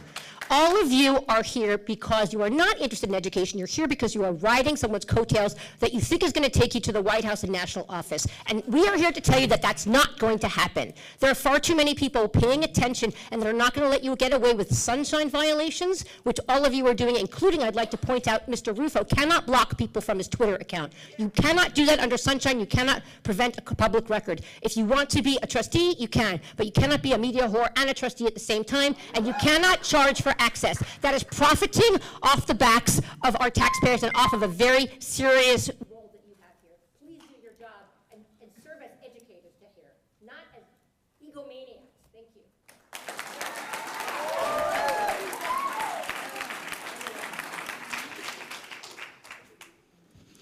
Board members, Mr. Corcoran, I'm an economics and finance student here. I graduate next year and I'm going to be either a corporate lawyer or an investment banker. Folks, I am so far from woke. My grandparents on my dad's side are Holocaust survivors, and my grandfather on my mom's side was born in pre-state Israel and was a tank commander in the Israeli army, where he fought for the survival of a Jewish state, to fight to have a place that I'd be safe from persecution in if people ever saw Jews as less than human again. Today I fear that other groups of people are being seen as less than human. Today I fear that we may eliminate the office that ensures that the composition of our classrooms resemble that of our great nation. I fear that the Office of Outreach and Inclusive Excellence, an office that ensures people like me, a regular, traditional person, get to know and thus see the humanity of those different than myself, is going to be abolished. Study after study shows that people that know Jews are less likely to see Jews as less than human. Study after study shows that people who get to know other groups of people that are not in the majority are less likely to see them as less than human. Our Office of Outreach and Inclusive Excellence is at its core an office that protects the sanctity of life. Keep our office that protects the sanctity of life, and let the free market choose what students want to study. Let them prepare themselves for their career. Thank you. Matthew Senegal, followed by Chloe Ferder, followed by Carol Lerner, and then Alana Armstrong-Penny.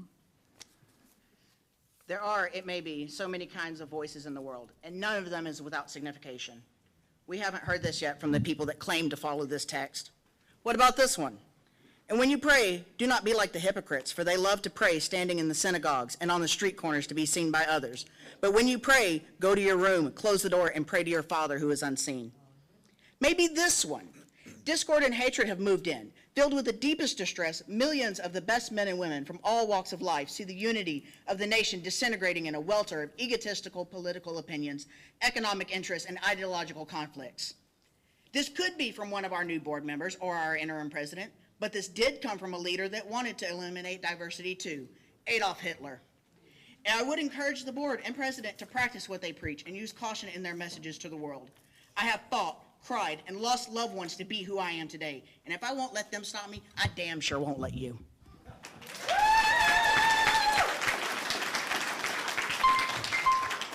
Chloe Ferder, followed by Carol Lerner and Alana Armstrong. My name is Chloe Arizona Fedor, and I'm continuing on behalf of the Admission Department student employees. In admissions, we see students entering higher education from a variety of backgrounds, and we firmly vocalize our support for the work of the Office of Outreach and Inclusive Excellence in supporting students as they integrate, acclimate, and continue to celebrate their identities in a new community. The rampant misinformation being spread about subjects such as critical race theory in our coursework profoundly misconstrues the intersectional, factual, and historically centered priorities of our educational program. This is our home, and we will not tolerate threats being made to gender studies coursework and medical care coverage for our trans students. We feel a responsibility to vocalize a firm opposition to this misinformation and these threats. These attacks may be words on paper to you, but they have a profound and alienating impact on the marginalized members of our community. As student ambassadors in the admissions department, we oppose the changes proposed by this board, as well as the comments made by the newer members of the board, and we foresee that your presence and changes will negatively impact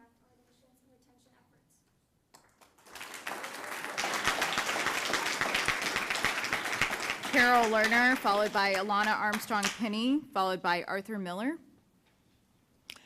As a leader of Support Our Schools, I have contact with many Sarasota area parents and students in the K-12 system. Let me tell you, they are fearful about what is going on here at New College. Parents and students witnessed Corcoran's pushing privatization schemes on K-12 education. Remember Jefferson County. They watched as Corcoran banned books, distorted history, including Black history, and attacked LGBTQ plus students. Just as they understand the implications of HB 1 for destroying K-12 schools, they understand the implications of SB 999 for destroying higher education. K-12 parents and high school students understand that Corcoran's dystopian plans for New College will be replicated at all Florida public schools. Remember, the K-12 students of today are the college students of tomorrow. 65% of Florida's high school students attend Florida public schools.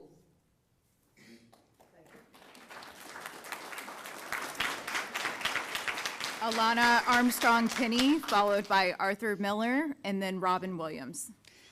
Hi, my name is Wendy Armstrong. Actually, my daughter had to go to class, so we just swapped. But I'm a parent of a first-year student. We're very disappointed in what's happening here. This comment is about the $800,000 that Mr. Corcoran is being given above the $200,000 limit by the state for an administrator's salary. Most of us know it is possible to eke out an existence in Sarasota for $200,000 per year. At the foundation meeting last week, Chair Jenks indicated there is plenty of new money that will be donated only after dramatic changes are made at New College. It seems to me that the people entrusted with this future of this institution do not take money donated for students and use it for administrators' excess salary and benefits. Why can't we wait until these new donors give money specifically for Mr. Corcoran's salary? As this contract has already been granted, I ask that Mr. Corcoran do the honorable thing here and return his excess salary, housing benefit, car benefits, retirement benefits, and travel benefits for his family back to the foundation to enable the foundation to continue to use the money already donated for students.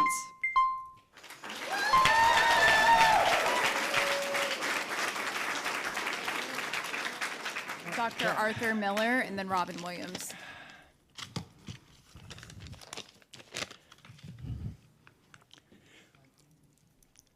I'm going to say something nice about our new president, okay? But not for long, I'm afraid. Okay, I got to be honest.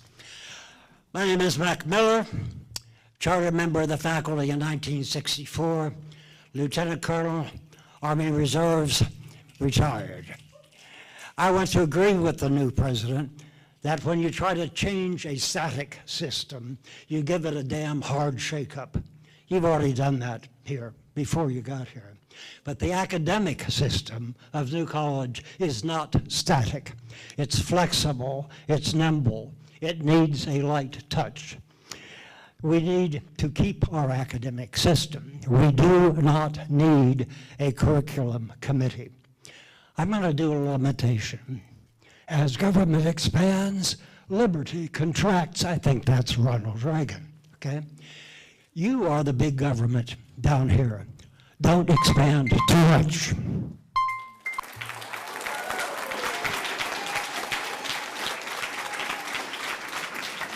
Our final presenter is Robin Williams.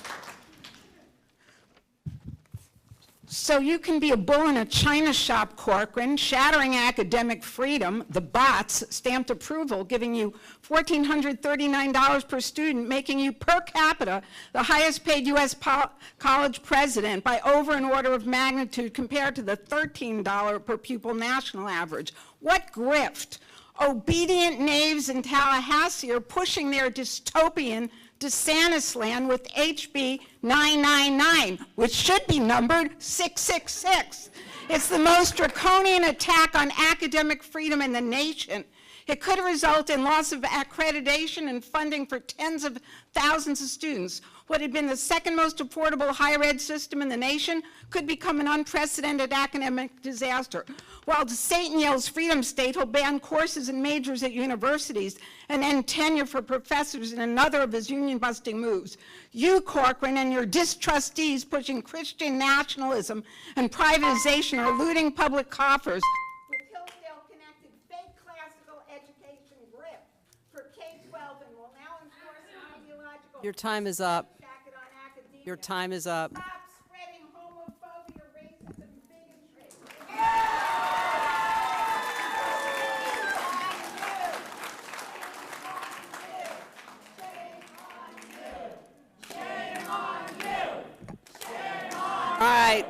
Stop. We have a meeting to run here, and you will be removed. Thank you. That concludes the public comment portion of the meeting. We will now proceed with the business at hand necessary to run this place. We have a consent agenda that we're going to move to, and what we're looking at are the minutes that were taken from the January 25th, 2023 meeting that was here on campus with 2 trustees and students. Minutes of the last full board meeting in person, January 31st, 2023, and the 2 Zoom meetings, February 13th and February 21st. Those minutes were all circulated to you, and can we have a motion, please, for approval of? Madam Chair, I request removal from the consent agenda the minutes of January 25th and January 31st. Pardon me? I request the removal from the consent agenda for discussion. Okay, so we'll just discuss those, that's fine. So let's do the February 13th and February 21st, please. So moved. Okay. Second. All in favor? Aye. Aye. Okay.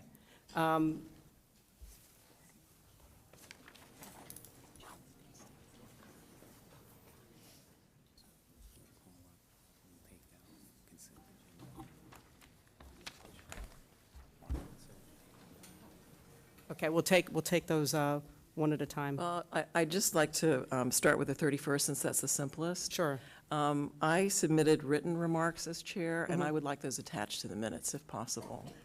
I think we saw those were circulated. We did have. They were provided to the board, but we can attach Yeah, them. if you that's fine. attach them to As the part of the minutes. official, yeah. Right. They were, we saw. Right, Okay, right. no problem. It's nothing new, it's just, Yeah. and then regarding the January 25th meeting, Trustee Ruiz, before we move off the January 3rd one, can I just ask a question, Madam Chair? I'm sorry. Can I just ask a question, Ms. Fitzpatrick? The first set that was circulated needed a correction. I just want to check with Ms. Fitzpatrick that the corrected set is what was circulated and is what we're voting on. Correct. Thank you. Yes. It's the 31st, yeah. Sorry, Trustee Ruiz, I didn't mean to Thank you. interrupt. Thank you. So if I may. This is make for the a- 31st? Right. Okay. If I may make a motion to adopt the 31st minutes as revised. Any second? Second. Okay, all in favor? Aye.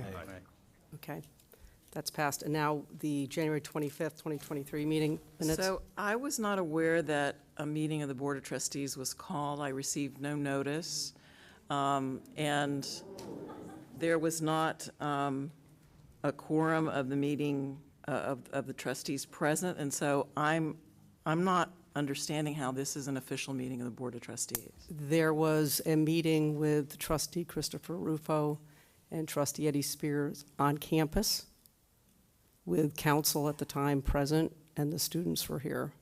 And so it was conducted And as a- Trustee Lipinski. And trustee Lipinski. But it was not a called meeting of the Board of Trustees. It was promulgated, I believe, in advance of them coming out to meet with the students. I think we need to defer this for legal counsel to review Madam Chair, sufficiency. if I might, I think, and I don't mean to put words in Trustee Ruiz's mouth and President Calvano, this may be more of a legal question, but certainly when 2 trustees meet because of the Sunshine Law, we publicly notice that. But it doesn't necessarily, I think Trustee Ruiz's point is it doesn't necessarily constitute an official meeting of the Board of Trustees because it's not open to participation by everyone. There's not an official agenda. So I think the question for council, and sir, don't mean to put you on the spot, so it's okay if you need to think about it, is do we need minutes of that type of meeting or not? I think that might be the question. Madam Chair. Yeah, go ahead. Yeah, to your point, is you don't necessarily need to adopt the minutes as if it were a formal board meeting like you're having here today. What was done here was very appropriate under the Sunshine Law requirements where notice was given. You had trustees that came together and exchanged comments and ideas. And so what I would recommend is with that labeling of these recorded notes, approve them as what took place at this time on campus between the trustees that were present, because there was no formal action taken that I can say. And sir, do we know who took did Mr. Smolker take the notes? Who took the minutes or notes? I took the minutes Okay. for that day. And you could represent that they're an accurate representation, Ms. Yes, Fitzpatrick? that's correct. Thank you. So what's our motion on this that we're going to, I'm sorry. So these are minutes for a publicly noticed gathering of more than one trustee. Correct. That's correct. Keenan, you had a question? Yeah, I was going to ask, because these minutes really just say comments were made. So is anywhere that there's the content of what was discussed, either a recording? I don't know if it was YouTubed or Because for Sunshine recorded. Law, I know it was an open meeting, so. I mean, is there do we know the content of, because. So, if I may, Madam Chair. Please. What's, and this is, I think, belt and suspenders, what y'all are trying to do here. The requirement is that the meeting is noticed. It was not a formal meeting of the Board of Trustees, so there was no formal action taken. So what this reflects is a compliance with the Open Government Sunshine Law. So you wouldn't necessarily have to have even this, actually, and you would not necessarily have to have the content of any comments. And if you wanted to just move on from this, you could. Yeah, we can just move on then. Yes. Thank you. Next. So does that mean we're removing it from action? What's the action here? That's correct. You're moving on from it. What I think was attempted to do here was to, as I said, be over formal in the application of the Sunshine So Law. the Sunshine Law was honored by giving a Correct. public notice. We don't need minutes to honor the Sunshine. That is correct. We were If- just if trying you- to have a record of. If you were having, two trustees were having a conversation and concerning New College business, and you noticed it, you would give proper notice, and people can watch, media, whoever, but you don't necessarily have to get to this point, because you couldn't take action because you didn't have a quorum. Yes, sir. Yeah, Madam Chair, since we weren't able to have a brief break after the presentation from the Board of Governors, and we have quite a bit of business to conduct, is it possible to work a brief break into the agenda at some point? Yes, let's just get through the committee assignments. Sounds And then good. we can ask everybody to stay in their seats, and the trustees will take a. So do we need a motion to approve the rest of the consent I agenda? think we can, well, we took yours off the consent agenda, so the minutes of January 31st have been approved, right? I believe we did, So we did. I made the All right. motion. You to made the approve motion, We yeah. pulled consent. yours, And approved the the ones consent, you okay. brought issue with, and then Yes. made an approval of the others on the consent. Thank you. As I'm sure you're all aware, New College, as all colleges, work through committees, and we have mandatory committees here. We have an Audit and Compliance Standing Committee. We have an Academic, Student, and External Affairs Standing Committee. We have a Finance and Administration Standing Committee, a Presidential Evaluation Standing Committee, and a Strategic Planning Committee. And we have circulated the assignments. Ms. Fitzpatrick, do I need to read who's been assigned, or just that they've been assigned? Okay. So everybody should have received notice of assignment of your respective committees, and we appreciate the work that you're going to do on these committees to get reports to us, back to the board, as soon as practically possible. Thank you. I have one question about the committees. How were the chairs decided? They haven't, I don't know that they've been decided yet, I think. I think on here it on- does note. I have the authority, I mean, I've, designated, but if somebody who's been designated as a chair decides that they don't have the time to commit to that job, then they can come back to me and let me know. Yeah. Thank you. Okay, so there's been a request by trustee Lipinski for a break, which we didn't get after the Board of Governors left. So if everybody just remains seated, and we'll take, how long do you need? Just brief, yeah, few minutes. Take 10 minutes.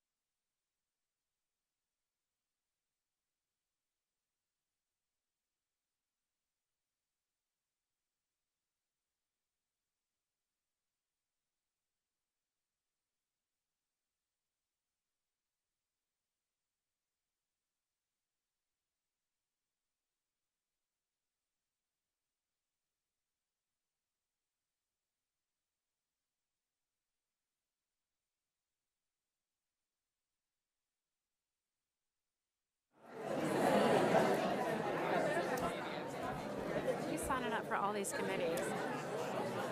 She was like, apparently Sarah does not have time for this. Yeah, I just didn't want the confusion of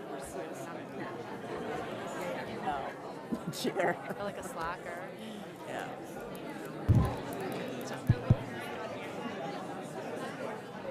Test, 1, 2. So my understanding is that, like, the purpose of sunshine law is that we know, like, what is being discussed and the public can get access available that day, but I wanted to attend. But, like, how do we get the information of the content? Because that's, like, Good. Ready? kind. Okay, can everybody please take your seats? Hello?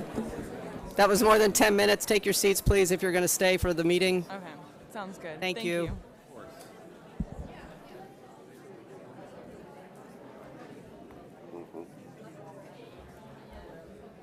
So you guys are back on. Okay.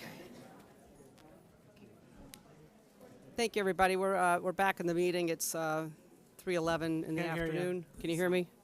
How about now? Is that better? Can they hear me? Very soft. I don't think so. It doesn't sound like it's. It's on. I think you just have to get closer to it. How about now? I can hear you. There we go. Before we go into the next item on the agenda, which is the president's report, we need to add one name from public comment. Ms. Fitzpatrick, can you? Yes, that's correct. So we'd like the record to reflect that Lisa Mija had provided also some written comments that will be recorded for the record. Okay. Thank you. And with that, we're back on our agenda, and I'd like to turn the microphone over to Interim President Richard Corcoran to say a few words. Thank you, Madam Chair. First and foremost, I'd be remiss if I didn't say, I think a tremendous gratitude and thanks to Governor DeSantis. I think what he's trying to do here and what he wants to accomplish in higher education, and this is an individual who's been educated at what is considered some of the most prestigious institutions in the country.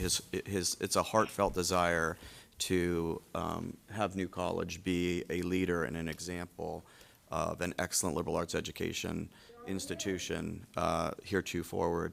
And obviously, he's also already announced what I think arguably will ultimately be some tremendous funding. Second, obviously, I'd like to thank all of you. I've had a chance to talk to many of you individually and in person. I still have a couple more lunches and meetings I'd like to get on the books with all of you. But obviously, it's a great honor, for the support that you've shown me to date, but even more so, just for the absolute honor it is to work with such an august board. I've had the honor of serving in many capacities in the state. I've been able to be on the Board of Governors and work with all 12 universities, all 12 presidents, and all the trustees that go along with that. And I will say that this board is second to none, and so it's a great honor to be able to work with all of you guys. As far as the president's report, I'll be brief, but I do want to give you sort of a roadmap of which I'll follow up again in more detail with you on all of this. But I think first and foremost, as has been the testimony that we heard, as we heard from Board Governor Levine, that what we need, I think, immediately, and we'll be working immediately with a list of things that we'll come before you that we'd like to implement, is in student recruitment. I think we have great opportunities through the admission process to go out there and build our recruitment, build our argument why students should make New College their first choice. And that would be one of the first steps that we will do. In line with that being the overarching desire to immediately hit the ground running, there's like 4 other things that I think help us in that regard. One, obviously, we've had some folks that have retired or in key positions at the college. Obviously, recruiting replacements for those folks. I think is going to be key. And also having them in those key positions will be beneficial in our recruitment of students. Second, I think that we would want to go through, and obviously you saw in the Board of Governors, there's a lengthy process, but we would like to look at, all of the classes that are offered, the mission, the vision, and go through that and come back with all of your input. Obviously, we have faculty members here who are just authors, distinguished in so many ways, and who have great affiliation and knowledge of a liberal arts institution. We have graduates here who've been to New College and understand the greatness of it, that will go through with the course offerings, the mission and the vision, and see where it is that we can make the student life experience even better. And as to Governor Levine's points, have those graduates go out there and fulfill their dreams and conquer as great citizens in our society. The fourth is, and you hear it a lot in the testimony, I've been on the campus probably 6 times in the last 20, 30 days, and I've been touring some of the facilities, and if you get the chance to go through them, there is a lengthy list of improvements that need to happen. In addition, and some of these were conversations with some of our trustees, there's a lot that we could do for student life, and I've seen some of your comments, I've read some of your comments, but whether it's the food scarcity on the other side, whether it's maybe adding some additional extracurricular activities, all of those things I think are things that will help us in our student recruitment and to grow and even take greater steps to be an excellent liberal arts institution. One of the fourth and fifth are really to do that, we have to raise money. And so next week I'll spend probably Tuesday through Thursday in Tallahassee for the opening week of the legislative session. But it's my hope that come May, at the close of session, that we have set a record at New College for the amount of funding that we're able to secure from the state, and that funding will put us on that path to making those necessary improvements, not just with facilities, but additional student life activities, and obviously improving food situation, all those things that you've heard about. And I think that we're going to be successful in doing that. That's great news. And the last one is obviously, in addition to that fundraising, obviously our foundation has been, somewhat stagnant. And to go out there, and once we put together, I think, what you guys have articulated, what you guys believe in, and make those arguments to key private sector individuals, groups, whatever, hopefully we can raise significantly the foundation funding. And between all of those things, what we're going to end up with, I think, in very short order, is a student life and a student attraction that will hopefully take our enrollment to significant numbers.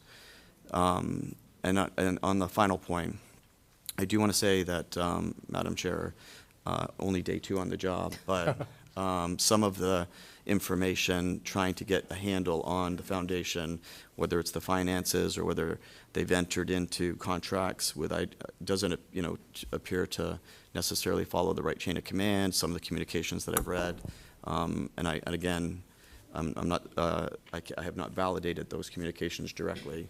And in talking to staff and asking for certain material, there does seem to be somewhat of a perspective of the foundation that they're autonomous, and hopefully that'll work itself out this week as we try to gather more information. But I did want to put that on you guys' radar. And just since we have you here, our General Counsel, you can introduce yourself. Can you just briefly give us a quick understanding of the relationship between us and the foundation, the Board of Trustees, and the New College Foundation? Sure, absolutely, Madam Chair. And day 2 for me as well, but welcome. Yes, very welcoming today. The foundation, New College Foundation, is a statutory DSO, direct support organization. Its creation was directed by the New College of Florida. Its mission is to support the priorities of New College of Florida. Those priorities are determined by the Board of Trustees. It collects non-public funds, and so those non-public funds, by law and within its own mission, all of those have to be spent solely, and that word is used, solely on the priorities of New College of Florida. So it should work in tandem with the New College of Florida, bringing the non-public funding into, bringing it together with the public funding. And this Board of Trustees, as I understand it, has to certify to the Board of Governors that the New College Foundation is in fact fulfilling that function in order for it to maintain its existence. So you all determine if it is fulfilling that function and then send that certification to the Board of Governors. And Mr. President, to your autonomy point, I think that the Supreme Court has already addressed this, and I don't have it in front of me, but I believe they have said in the past that a DSO is not an autonomous entity, but subject to the control of the college it supports, or the university it supports, rather. Thank you, and I have a seat on that New College Foundation Board as president of the Board of Trustees, and I'll just say to my fellow trustees that based on the information discussed and provided here, and from my own experience and at least being updated on people coming on or off that foundation, I would ask you to just keep your calendars available, because I expect that we will be able to get the information we need in an orderly and timely fashion and have our understanding of what they've been doing.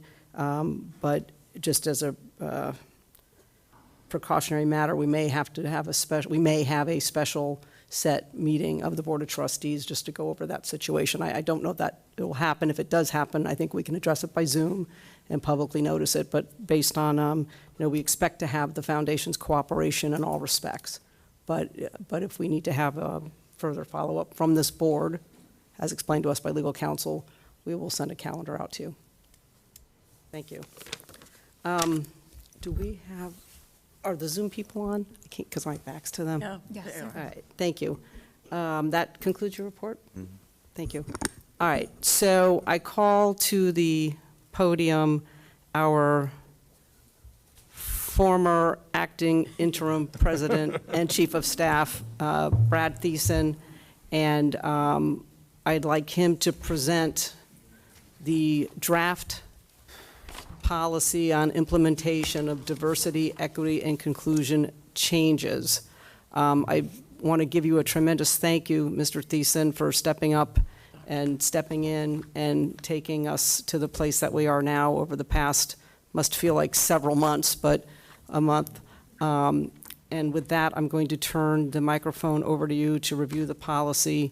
And just, I know we're scheduled to go till 4, but we'll just take your time, please, and let's, do this in an orderly fashion that you wish to present this in. Thank you. Thank you. And I'm a little more nervous than usual because Can last we time fix I this? was. I can't. Oh, is this not on? You're tall. I think you have to raise. There we go. Sound better now? Yes. Okay. I can hear you. Yeah, I'm a little more nervous than usual. Last time I was in the room with all of you, you did something to me, right? You appointed me president, so I'm a little scared what you might say today. But I will thank you. You appointed me interim president for a month, and thanks for having the good sense to pick February, the shortest month of the year. So at your last meeting, at the January 31st meeting, read through the motion, and the motion in summary was to come back with a set of recommendations that address the policy document with 4 proposals on abolishing the DEI bureaucracy. So in your packet, you have these materials. I'm going to go through each proposal. I'll pause after each one for questions or comment. And so I'll just get right started with it. Proposal number 1 on that policy statement or document was to abolish DEI bureaucracies. And at New College, the situation is, as of January 31st, Most of our DEI work was housed within our Office of Outreach and Inclusive Excellence. And so on the first page there, I list the 4 staff who worked in that office and work in that office, along with a total budget of about $440,000. So 4 staff, $440,000 budget. The staff included a dean of DEI, who was also our chief diversity officer, a director of access leadership, a director of community outreach, and a program coordinator. And then on top, we had 3 student employees as well. So that was the status of DEI at New College when the motion was made. What we've done since then is we took a hard look at what are the functions of the office, what are the functions of the staff within that office, and we tried to identify what is absolutely essential. So we had our chief compliance officer start by providing some federal and state laws and a quick review, and we made sure we weren't going to get in any trouble, at least at that preliminary review, of eliminating anything. So we identified those essential functions that we need to preserve, and we developed a set of recommendations that would allow us to fulfill those functions without being dependent upon a DEI office. And so in doing that work, we came up with a set of recommendations, and they are listed there, that if we transfer staff from the Office of Outreach and Inclusive Excellence into open positions within other units, we can maintain these essential functions that we've identified. We can reduce spending on DEI bureaucracy, and we can also improve student services. And so the recommendations are listed in that table there. So in addition to shifting the BOG, the Board of Governors required civil discourse initiatives to General Counsel, we recommend placing OOIE staff, Office of Outreach and Inclusive Excellence staff, into open positions. So for example, we have an open position in housing and res life. We have a food service contract housing. Trustee Keenan can tell you, and you've heard from other students, right? That's a big issue. We have, within financial aid, open positions we haven't been able to fill. Well, someone in OOIE has that skill set and is working in that area. So transfer makes sense. Community outreach, that fits just as well in our student activity and campus engagement office, and that director of outreach could continue to do the work within the community to raise the profile of New College. Then we also have a program coordinator, a very talented individual who has a data background, and we have an assessment coordinator position we have been unable to fill for years now. And so transferring that individual over would also help New College. So if we were to do these things, I make a list of next steps here. First, we should, again, carefully review federal, state, and local regulations and requirements related to DEI, as well as institutional and programmatic accreditation standards for compliance. Again, a lot of that work's been done, but I would want to take a more careful look. And then I would suggest directing the interim president to eliminate the office and transition staff to new positions. And eliminating that office and transferring staff would result in an annual savings of more than $250,000. And that's because we are filling positions that we would then not need to fill. I also suggest if this were to happen, we would need to review the website, marketing materials to reflect that elimination of that office. And then if we wish to prohibit expenditure on DEI bureaucracy, that looks like it would take a regulation with public notice of a month, with public comment for 2 weeks. And so I provide in the rest of the document, it's pretty much a cut and paste job from the document that was referred in the January 31st meeting of what it could look like, at least in terms of definitions. So that is proposal 1 for eliminating the DEI bureaucracy. I'll pause for questions or comments from any trustee. Yes, Trustee Bauerlein. You mentioned a moment ago accreditation requirements. Are those requirements as stipulated by the current accreditor or past accreditors? By both. So our current accreditor, SAC-COC, does not currently have a DEI standard, but there's a good chance they'll get one voted in December. They've proposed one. Okay. The other accreditors that we could shift to, including the Higher Learning Commission, do have DEI-related standards. To the best of my knowledge, it's not the requirement of an office of DEI, but it's programming and infusion of DEI. Anyone else? Okay, we're good. Go ahead. Oh, wait. Oh. Okay. So it looks like only 1/4 of this office, or even a little less if you count the student assistants, directly relates to DEI. Do you know how much of the overall budget relates to that portion? I don't. I asked the question with the grants that we have in there. I'm going to blame timing.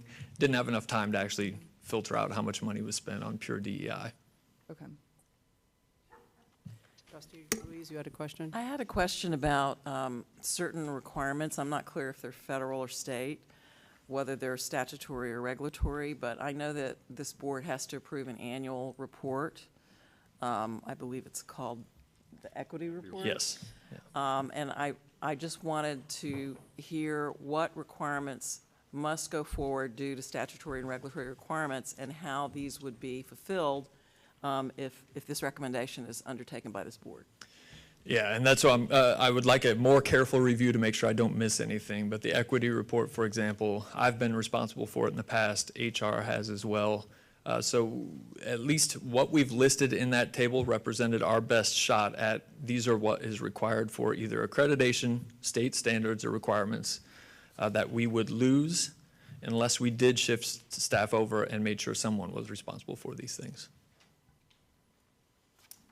Yes, Trustee Lipinski. Yeah, I had a question about the BOG Civil Discourse Initiative.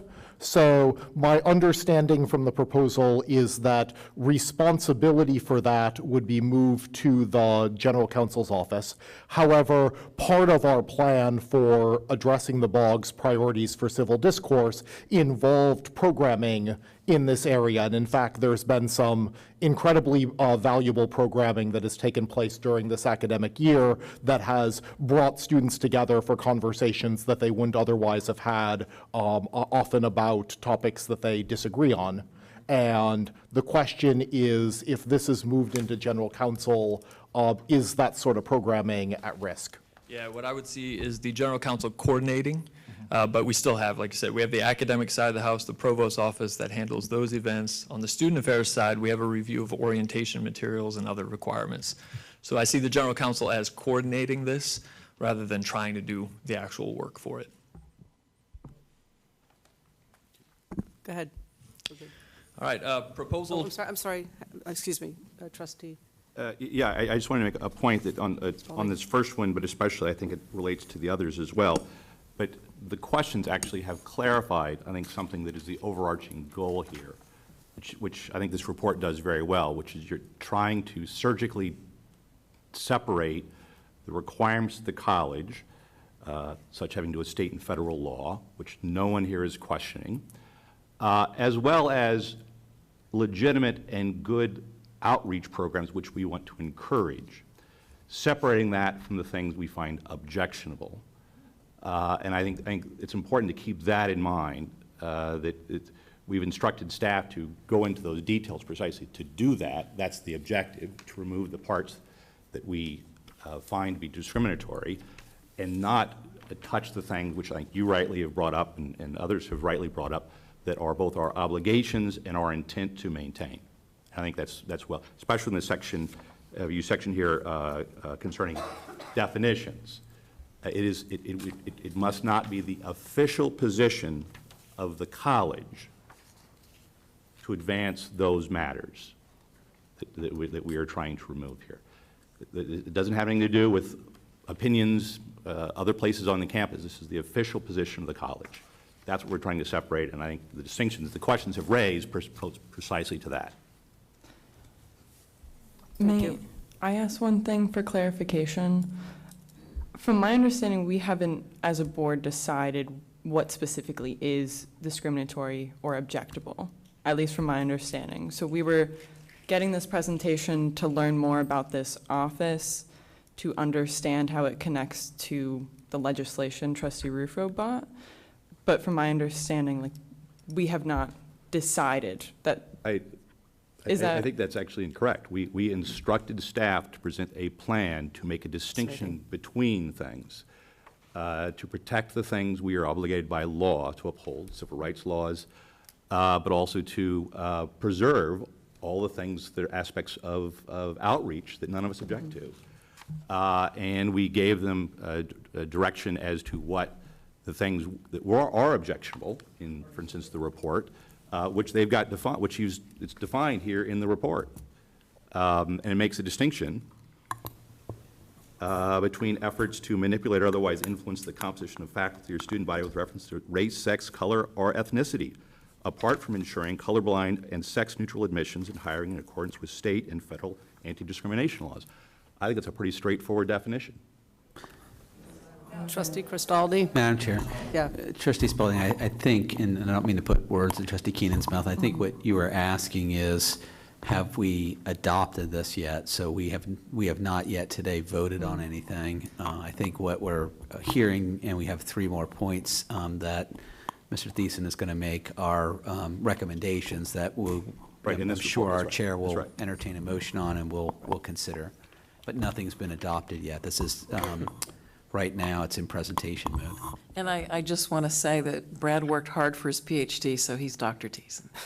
I'm sorry, no disrespect, Well certainly deserved. attended. Dr. Thiessen, and with that, please continue with your review of the report, which the board did instruct staff to do from the last meeting.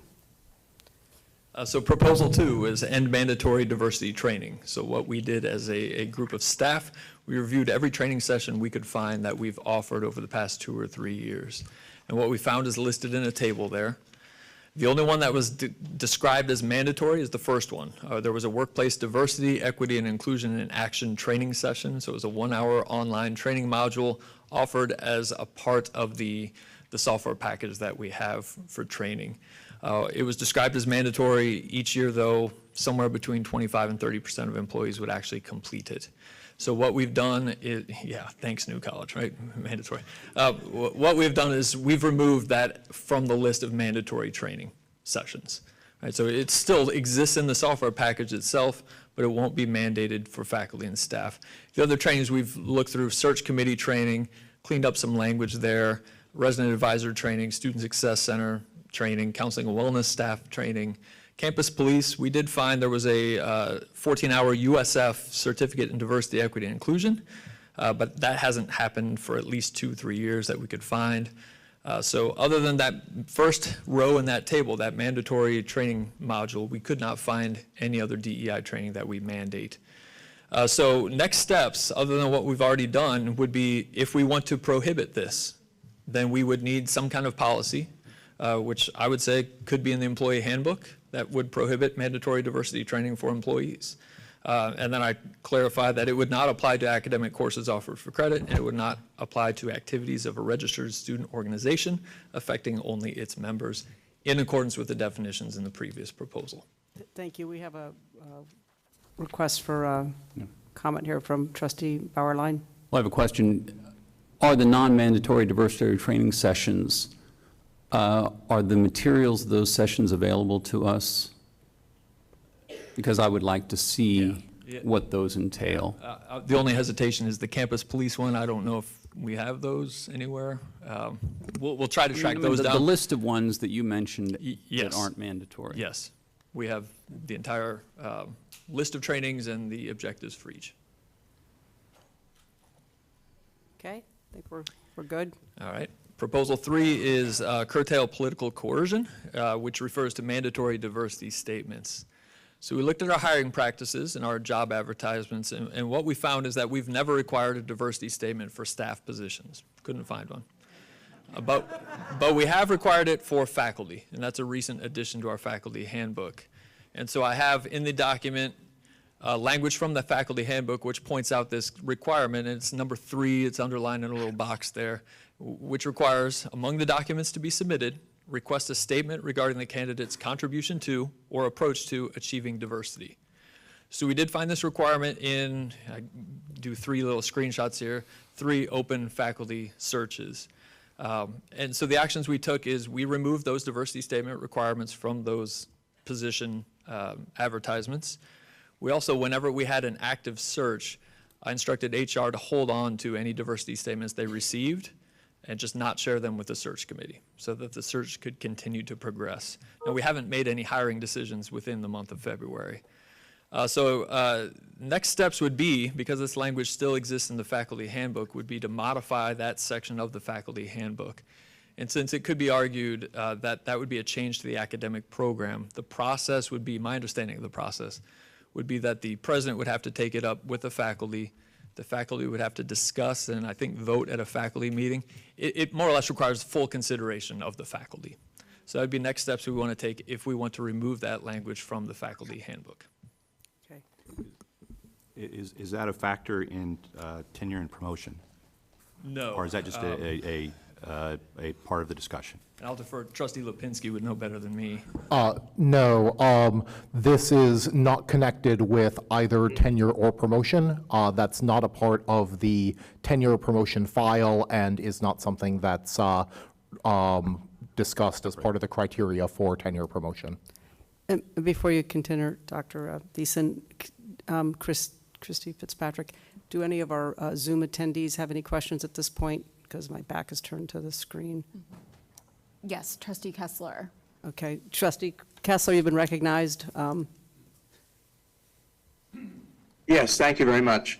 Following up on Trustee Bauerlein's request, I would like to see the training materials for the search committees, the faculty search committees that are trained by HR staff in these training sessions. I would like to see what is in that training material, even once the diversity language has been removed, as Dr. Thiessen assures us that it has. I would like to see what's left. Thank you. Is anyone else's hand raised? Okay. Thank you, Dr. Thiessen. You may continue. All right, proposal 4 is end identity-based preferences in admissions and employment. So again, set the situation here that we have a Board of Governors regulation, we have a new college regulation that requires for non-discriminatory admissions practices. So I dug deep on this one, right? Let's explain what our admissions process is. So I do have there, within our admissions handbook, a list of factors, the paragraph, the list of factors that are considered when making admissions decisions. And so I'm not going to read the whole thing, but it includes grades, test scores, rigor of the courses they completed, class rank, and so on. And so to evaluate these factors, every applicant to New College submits an application, transcripts, test scores, ACT, SAT, and an essay. And so question number 1 from me was, well, the essay, could that be a way to get some DEI information to get some more points as you're coming into New College? And no, the rubric is pretty clear that the content of the essay is not scored. What is scored is the skill, the writing ability, metacognition, and so on listed there. But I did find that we do have plus factors.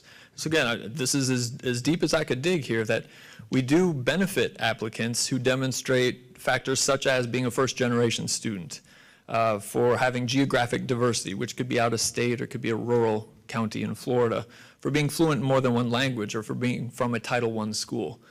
Now, the statistician in me can't help but point out those are probably correlated with identity metrics, but it didn't seem like that is what anyone was shooting for. I didn't see anything worrisome with that practice. And so we do have, sorry, bottom of the page there, we also have an exception, a profile assessment admissions process. So students who don't fully meet our standards, the state standards for admission, there is another process where we can enroll up to 15% of our incoming first-time in college students using this process. And so we don't get anywhere near 15%. We're typically 5%, maybe up to 10% in any given year. And when I asked what is the reason for these exceptional admits, it's almost always the foreign language requirement wasn't met in high school. So I do conclude there that New College does not have an identity-based admissions process. There's no quotas. We do have, as Trustee Ruiz pointed out, we have an equity report, though, where we set goals going forward. And so we should review those goals going forward. Again, I wrote the report last year. We usually base it on the rest of the SUS and liberal arts colleges, our peer institutions. But we should take a close look and see, who are we trying to reflect with our admissions?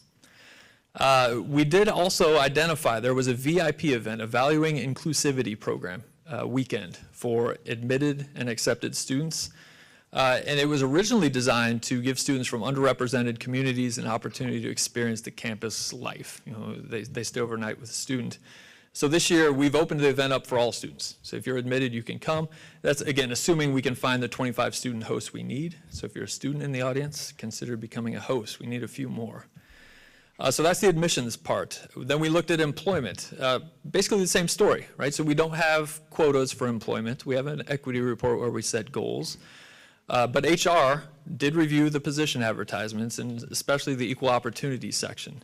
And so in the document, I list what the language was as of January 31st, and what HR on its own decided, it might be more appropriate as an amendment to that. And so that's what we've modified it to. And so next steps I'm proposing for this proposal is that we should just review those goals for enrollment, review the goals for employment in our equity report to make sure they're appropriate.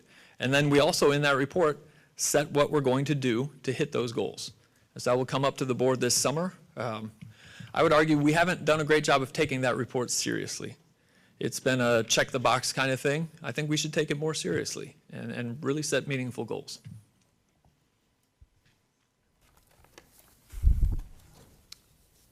Okay.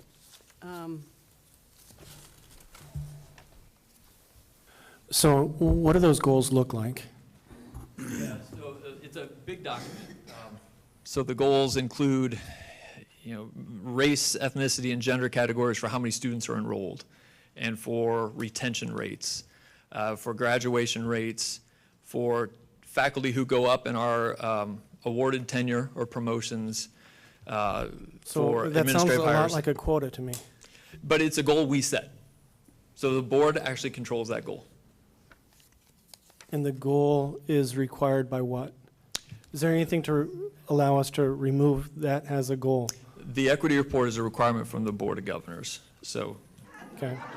you could, in theory, set goals of 0 or whatever you want, but yeah, it is truly up to this board to determine those goals and approve those goals. Thank you. Thank you. So we're through your report. Is there, anybody wish to make a motion regarding the implementation of DEI changes and reviews as proposed by this document? Can you repeat that? I had, connection is going out. Yes. Do we have a motion to approve the Yes. implementation of DEI changes? Yes, Chairwoman, thank you. I'd like to submit two motions. I'll go one by one. The first would be a motion to eliminate the Office of Outreach and Inclusive Excellence and authorize the interim president to make necessary or appropriate personnel decisions. I second the motion. I'm sorry, who seconded? Thank you. Okay. Yes, Ms. Keenan, discussion? So what I was going to ask, so from my understanding, what this presentation showed that 1/4 of one office on campus has a position related to DEI. On campus, we do almost no DEI training, mandatory, and the ones that are mandatory are frequently not done, and of the ones that are done, it's only 1 hour of training. And then the only recently added DEI statement to the faculty is the only DEI statements that are required, and we have no identity-based quotas.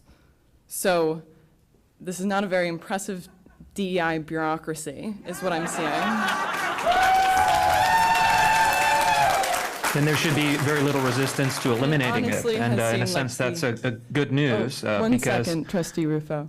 And so it seems like we have spent more time and resources to find out what DEI we do than we are on doing actual DEI. And so what I would like to ask is, since this came from a motion originally from Trustee Rufo, can you clarify what the issue is with DEI, just so we can kind of inform our decision on this motion? So your question is directed to Trustee Rufo? Yes, yeah, if you can hear me. Sure. Thank you, Trustee Keenan. I'm happy to answer the question. There are 4 proposals here, and I'm actually very grateful, first of all, for Dr. Thiessen's work. I can say, and I would like to commend him publicly for being very detailed, very thorough, very intelligent, and very sophisticated in how he handled this. He had this kind of thrust upon him, maybe unexpectedly, and he's done an incredible job. But I'm actually quite happy to see this report, to see what the status quo is, and For those who are concerned about disruption, this is really not as great of a disruption as even maybe I would have predicted, but these are decisions based on principle. And I think the board has a mandate from the people of Florida who have appointed us through their elected representatives to make sure that we are embodying the most important principles. And DEI goes against those principles because it restricts academic freedom, it degrades the rigor of scholarship, it treats people differently on the basis of their skin color or other inborn identities. And then it also, unfortunately, restricts open and civil debate on campuses. And so I think it's important, even if though these changes are not as great as at something like a University of Florida or a larger public institution, they are essential to say that we are taking this mandate seriously. We are going to put these principles into action, and we're ready to make the decisions not to be judging people on the basis of group identity, but on their individual merit. And so I think that's why we're doing it, and I really just thank Dr. Thiessen for taking the care and time necessary for informing us as a board. Thank you. So we have a motion on the floor. Ms. Fitzpatrick, can we just Madam Chair, read the? I'm sorry, can Oh, I sorry. just ask a question? Trustee Rufo, I just want to clarify, the motion is to adopt proposal number 1? Yes, and also to authorize the interim president to make necessary or appropriate personnel decisions. Meaning, does it include the other steps in proposal 1? You didn't specify. It would be inclusive of those, but also a general authorization to make any necessary or appropriate personnel decisions. So we're delegating that authority to him to enact the priorities that we lay out here. That answer And I your just have one other question for Mr. Galvano. Sir, respecting the fact that you've been on the job 2 days here, these decisions could have legal implications.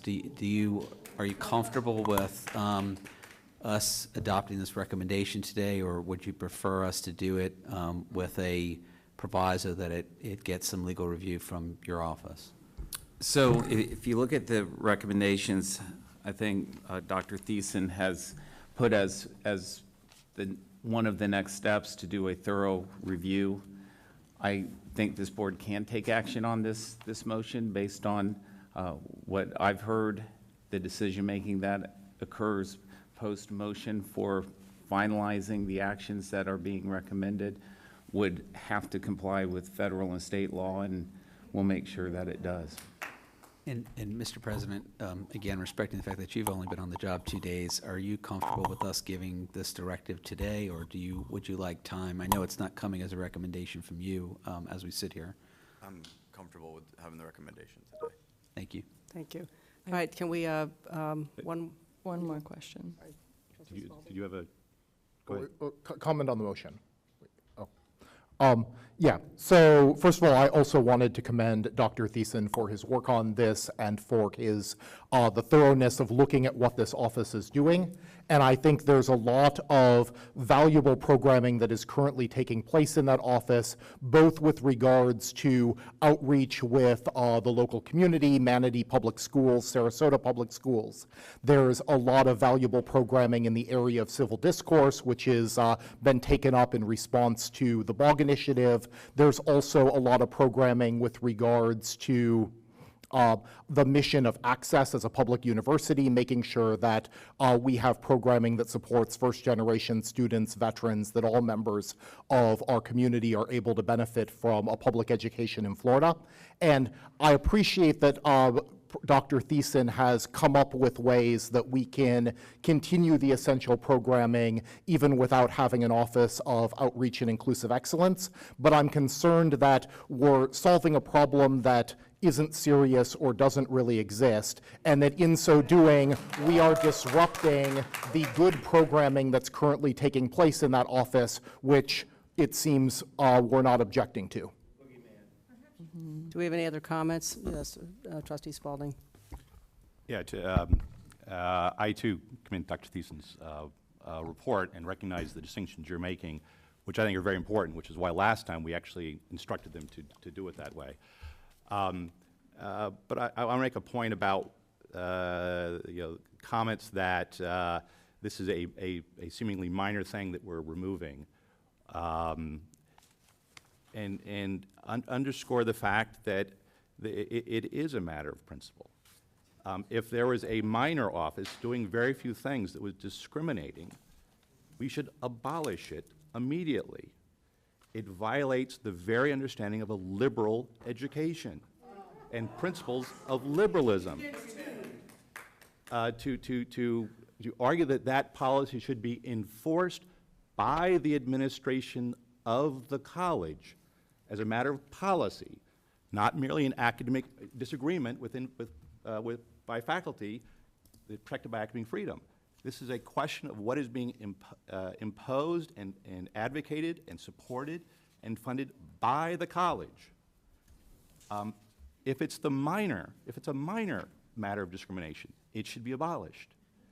It should be abolished at a college that was founded on a non-discriminatory policy in segregationist Florida. And if we can't do that, what are we here for? This is discrimination. It should be gone. Thank you. Is there any other comments? Can I ask, so what, I can understand if other DE offices at other colleges or in other situations have discriminated against people.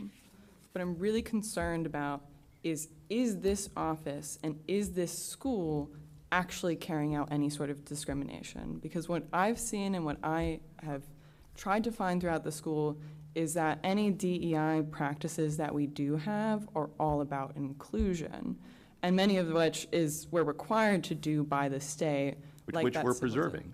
So we're specifically preserving all of those things. So then I just don't understand where the connection is. Are we actually discriminating against anyone at this school? I think the problem, which others have written about and very well, is that this is an ideological movement, and it's a political argument that you can agree with as much as you want or disagree with. My point is that has no place in the policies of a liberal arts college. And so when diversity, equity, and inclusion, those very terms get turned around to mean the exact opposite. Mm-hmm. And now it's an argument that we should recognize someone's status and benefits based on the color of their skin. That is discrimination by definition.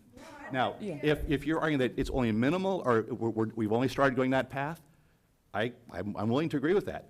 But that's why we should stop it, because it has no place here. Okay, Thank you. So you should be in favor of stopping it before it grows any more. And I'm definitely not in favor of any such discrimination, but I think the DEI that we do here is properly done, and it does encourage inclusion, and we don't discriminate against people. From my experience here, and I'd like to follow this up with a question, has any trustee been to the OOIE office?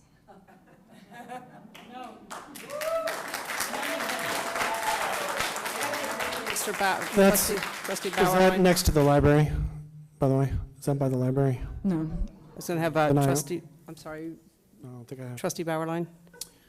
Yeah, the presence of the DEI statement in job applications is a serious infringement on academic freedom.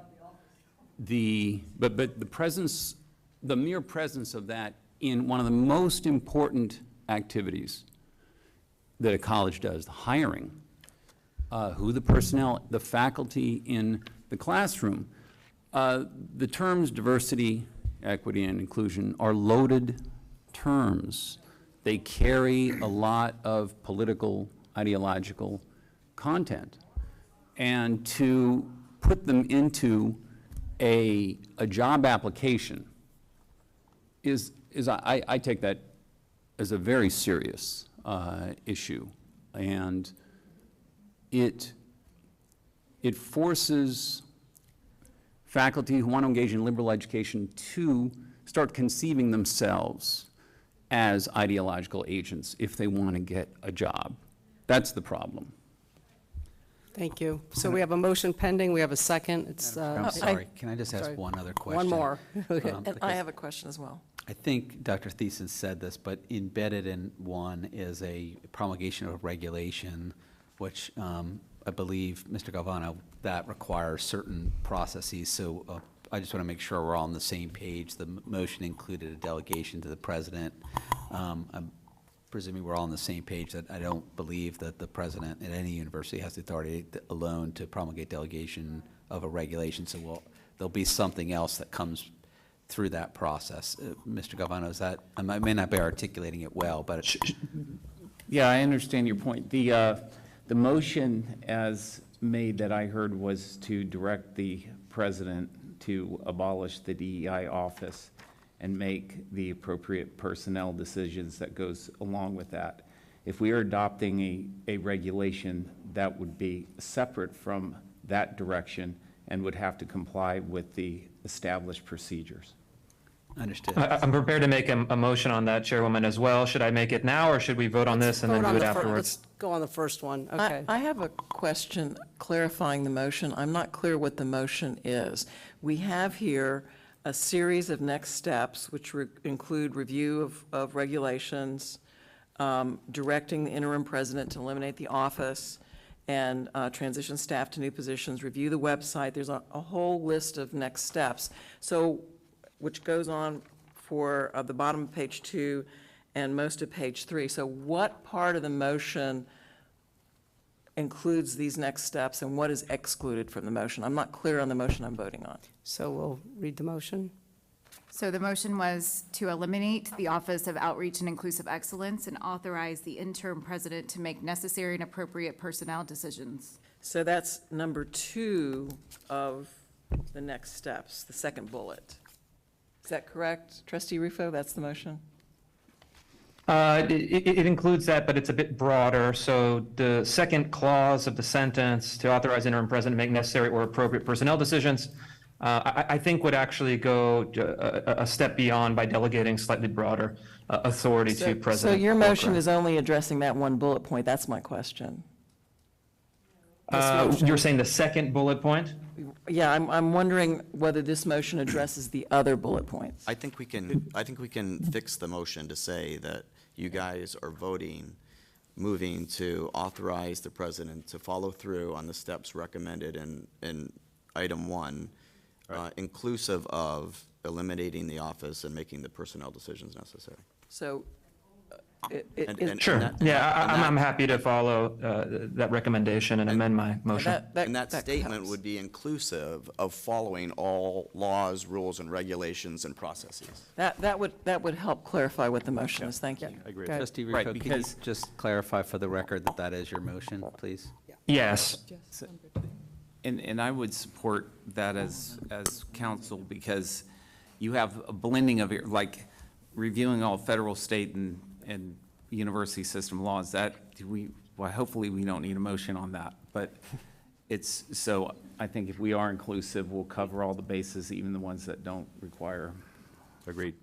So, and I just want to make, if I could just make one more comment. There's been a lot of this expression of individuals' views on the board, and I respect everybody's views.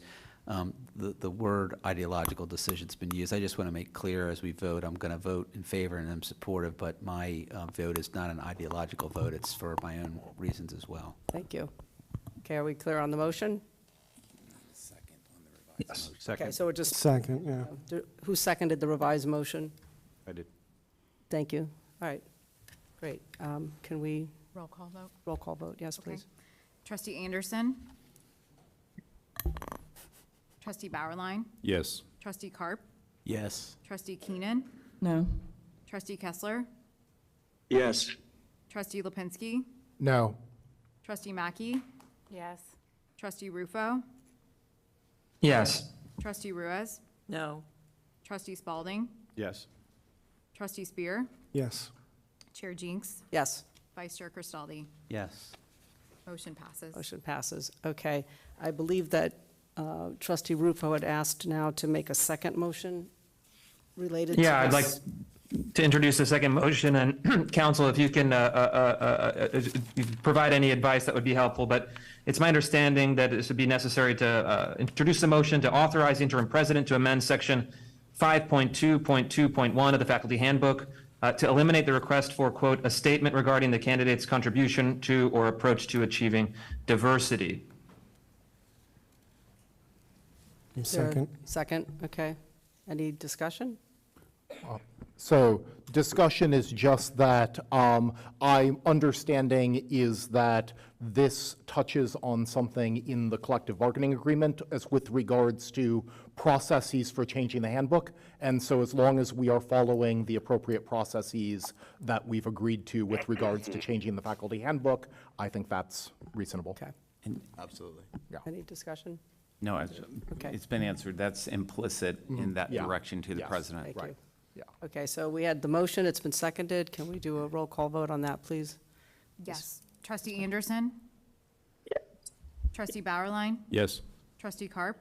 Yes. Trustee Keenan? No. Trustee Kessler? Yes. Trustee Lipinski? No. Trustee Mackey? Yes. Trustee Rufo? Yes. Trustee Ruiz? No. Trustee Spalding? Yes. Trustee Spear? Yes.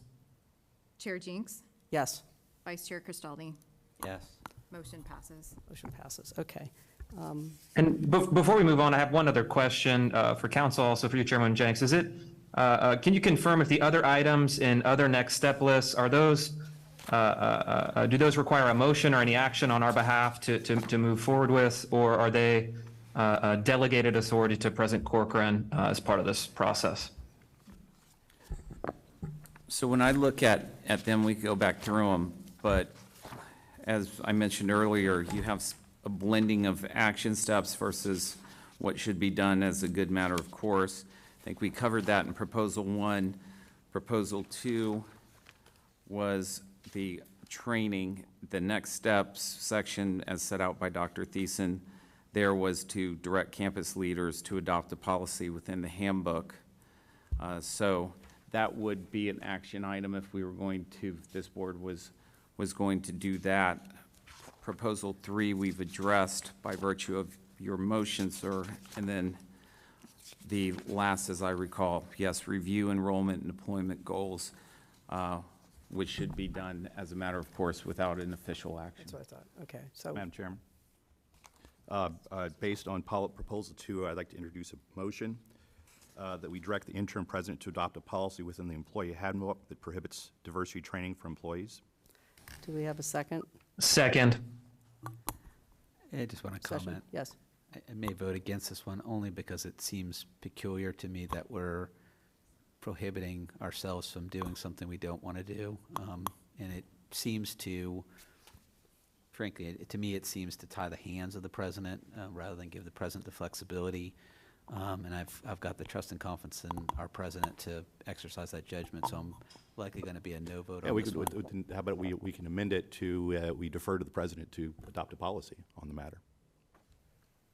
I agree with your point. I just think that, leaving that hanging is incomplete. So can you? Yeah, I think restate- it's important that we at least kind of signal the principle, as Trustee Spalding very eloquently discussed in his previous statements. I think it's important that we take a position, but of course would defer to make sure that President Corcoran has the latitude to do as he desires. So do we need to restate the motion? Direct the interim president to consider and adopt, if he chooses, a policy within the employee handbook that prohibits diversity training for employees. And technically, I understand, Trustee Spalding, you're withdrawing the initial motion and making a new motion. Correct. Okay, and is there a second on that? Second. Okay. Second. I make an amendment or suggest an amendment. It's a new motion. Okay. So do you just want to restate that, please, Trustee Spalding? I've written down here, direct the interim president to consider and adopt, if so chosen, a policy within the employee handbook that prohibits diversity training for employees. Okay. Question? Madam Chair, I think to clarify the motion, it's mandatory diversity training. Mandatory diversity training? So I left the word mandatory out. Okay. You could add it if they would like to. I think the point, if the administration, as a matter of policy, is running trainings, whether they're mandatory or not, they still violate our non-discrimination policy. Trustee. My question is, if we do have that as eliminate the mandatory, can we still keep it, can we still have the training if faculty wants it, or if somebody wants that extra training, can we still allow them to do it? As I understand the motion, that's left to the discretion of the president. Right. I'm sorry, Madam Chair. Good. I understand. I think Trustee Rufo said that it's important to some board members to kind of issue a statement. I think there's majority of the board members who feel a certain way, but it again just seems odd to me that the president has the discretion to do those things already. So we're directing the president to give consideration to exercising the president's discretion. It just seems a little odd to me. I mean that respectfully. I know we're trying to accomplish something. I would just ask counsel, is it unnecessary to have this motion? If so, I would withdraw it. If you grant the current president has the discretion to get rid of those trainings. The interim president does have that discretion pursuant to the regulations and changing the handbook. If you were to take it as presented in Dr. Thiessen's report, it was a very specific, and that's why I said it was an action, to a specific prohibition within the handbook. Withdraw the motion. We don't need it. Okay, thank you. Before the motion is withdrawn, doesn't it serve a purpose to give the president an idea, a sense of this board? I think he's got that. President Corcoran, maybe we can hear from you and get I'd your actually like to opinion add on to the matter. that, to clarify. There's no motion pending, so. For the impression that the interim president is getting from this board, that the board has decided to go against DEI mandatory training and policies, but I think we should give the impression that those such things should be replaced with non-discrimination training or policies or resources if those things are to get rid of. Which is something that we do.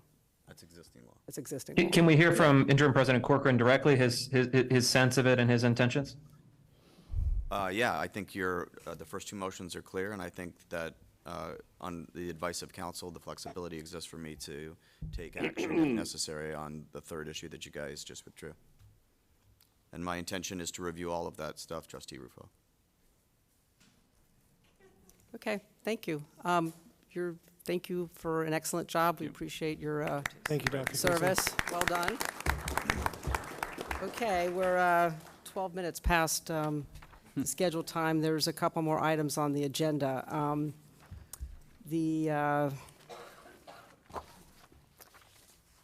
We're going to discuss very briefly the New College of Florida United Faculty of Florida Collective Bargaining Agreement, and that's the NCUFF.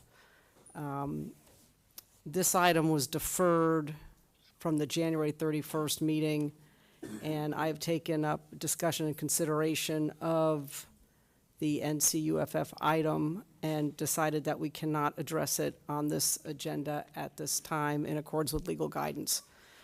Florida law does require that in conducting negotiations with bargaining agent, the president or designee shall consult with and attempt to represent the views of the Board of Trustees. While the college's interim president and designated committee previously, actually the president and designated committee at the time, bargained in good faith with NCUFF, there have been significant changes since that negotiations and tentative agreement on certain terms were reached. I'm directing the new college's new interim president, Corcoran, and the management committee to go back to the bargaining table with NCUFF as quickly as possible and after appropriate consultation, so we can then make a motion at the time after this is done. Any questions or comments? Okay, thank you. So I have a comment. So, I mean, I appreciate the need for speed in this matter because cost of living is going up quickly in this area, and faculty members have been expecting a cost of living increase. And so I appreciate the need to move quickly, and I appreciate the board chair's comments in that regard. One thing that I think we want to avoid at all cost is that there's another round of bargaining in good faith, and then an agreement comes to this board, and then we reject it because the agreement is not in alignment with the wishes of this board. And so my understanding, and I defer to counsel, but my understanding is that there's an exemption in the sunshine laws for discussions between the board and the management team regarding collective bargaining. Is that? And I would have to confirm that. Okay. Actually, Counsel Dale Farb has been representing the college on this, and I'll get with her on that. Yeah, so my understanding is that that's my reading of statute 447605. And so I would encourage the board chair to create some time for interested board members to consult outside the sunshine with the president and whoever he designates as the chief negotiator, just to make sure that if we go through this process again, that we're actually going to end up in an agreement that is suitable to the majority of the board. That's the goal. Yeah. Thank you. And, okay, yes. So, just to clarify, so the faculty can negotiate behind closed doors, and that's what we're being accused of doing. No, so I'm sorry. They don't have to, the sunshine laws don't apply to those negotiations? No, so the negotiations, the exception in 447605 it's an exception to this board's sunshine requirements, that if we are meeting with the president and or his bargaining team for the purposes of directing collective bargaining, that then this board or a subset of this board, this is my understanding, I'm not the lawyer. So, yeah. But yeah. My point. So well, yeah, but the point is that this board can discuss with the president outside the sunshine, even though other business that we do needs to be in the sunshine. And I think the issue is there are certain instances, and I'm not sure if this is an instance. For instance, though, if we are sued and the board has to consider settlement of litigation, we are permitted to meet outside of a sunshine meeting. And I think what Trustee Lipinski is suggesting is that our deliberations on collective bargaining, because it's a strategy and negotiation, are potentially able to happen outside of the sunshine, and then ultimately the contract itself would become a public record. Yeah, that's my understanding. And there are also, it's called a shade meeting, and there are also requirements, literally, that a record is preserved, not for public consumption at the. It's a pun on sunshine. Yeah. I got that. It's a clever pun. Yeah. Yes, That's what it is called. But we are asking the interim president and management committee to return to the bargaining table and just take a look at this so that it comes back to us as a board, and then we've got all the information and people have agreed. Okay, well. Do you need a motion to do that? No, because. I appreciate the suggestion. It's not on today. And now to finish our meeting, we have updates to the 2022-2023 operating budget. We call to the podium Chris Kinsley, the Vice President of Finance and Administration, and we want him to provide us an overview of the updates to the New College of Florida 2022-2023 operating budget. Very much, Madam Chair. Can you get closer to your microphone? Thank you very much, Madam Chair, trustees, Mr. President, and General Counsel Galvano. And this is, I believe, very good news, which I think everyone is aware, but this group, this Board of Trustees is required to adopt a budget, an operating capital budget, and amend it as needed. And due to the action of what's called the Legislative Budget Commission on February 15th, they added an additional $15 million in state funding to the New College operating budget. And it was for the purposes of authorized operational enhancements and scholarships as determined by the Board of Trustees and the President. So we should have those funds. They may be in hand now. I've been checking with my former colleagues at the Board of Governors, but the funds have been sent to the college. But this formal action is needed. This will authorize the president, work with the staff, work with you, as he mentioned previously, come back with some proposals to implement the changes that are needed here at the college. So that's thing one. The other thing, and then we'll talk about the broader context of the budget, is on September 14th, the Board of Governors approved the new College of Florida's Student Success Plan. You've heard about that previously from Dr. Thiessen, and this, the final implementation report was approved by the Board of Trustees on February 13th. So anticipating that the Board of Governors will authorize the release of the remaining $907,494 because it's been fully implemented, we met all the requirements of the plan. I'm proposing to this board that those funds also be added to the operating budget, because I fully believe those will be authorized by the Board of Governors when they next meet, which is scheduled for March 29th. That just saves us the administrative convenience of having to amend the budget for a third time. I'd like to talk just very briefly about overall budget numbers, and of course, Can I'm I always... just ask a question? I'm Yes. sorry. Didn't we get money for the Pritzker Marine Lab? That's going through the process right now. Oh, it's going through, okay. So there's. Correct. Okay, and that's. So these are, President Corcoran's correct.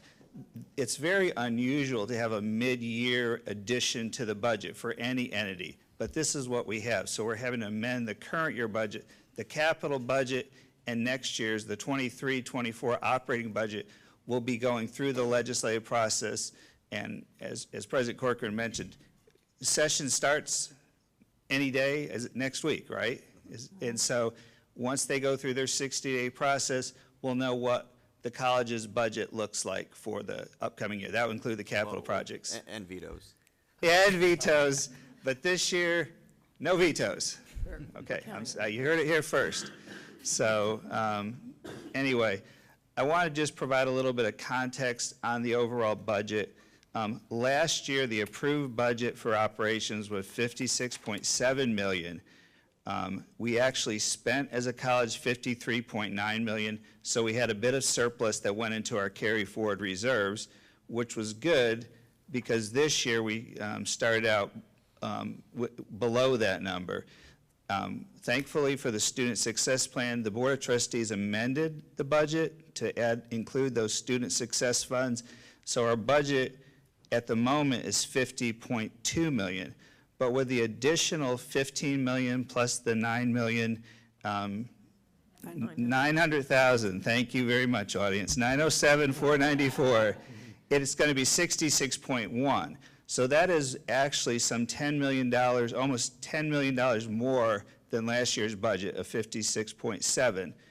So that's the description of the item. I'll say one last thing. Typically this would go through the Finance Committee. We didn't have committees until the chair just appointed committees. The next big item for this, the Finance Committee related to the budget, will be the June meeting where we'll have to adopt a preliminary budget for 23-24. So this will be a recurring feature where the budget comes forward to the board after going through the Finance Committee. And I'd be glad to take any questions. Madam Chair, I have a question. Yes. Mr. Kinsley, we've heard from many constituencies about certain problems that are here on campus, and I would like to highlight one that we haven't heard much about, and that is the situation with our information technology infrastructure.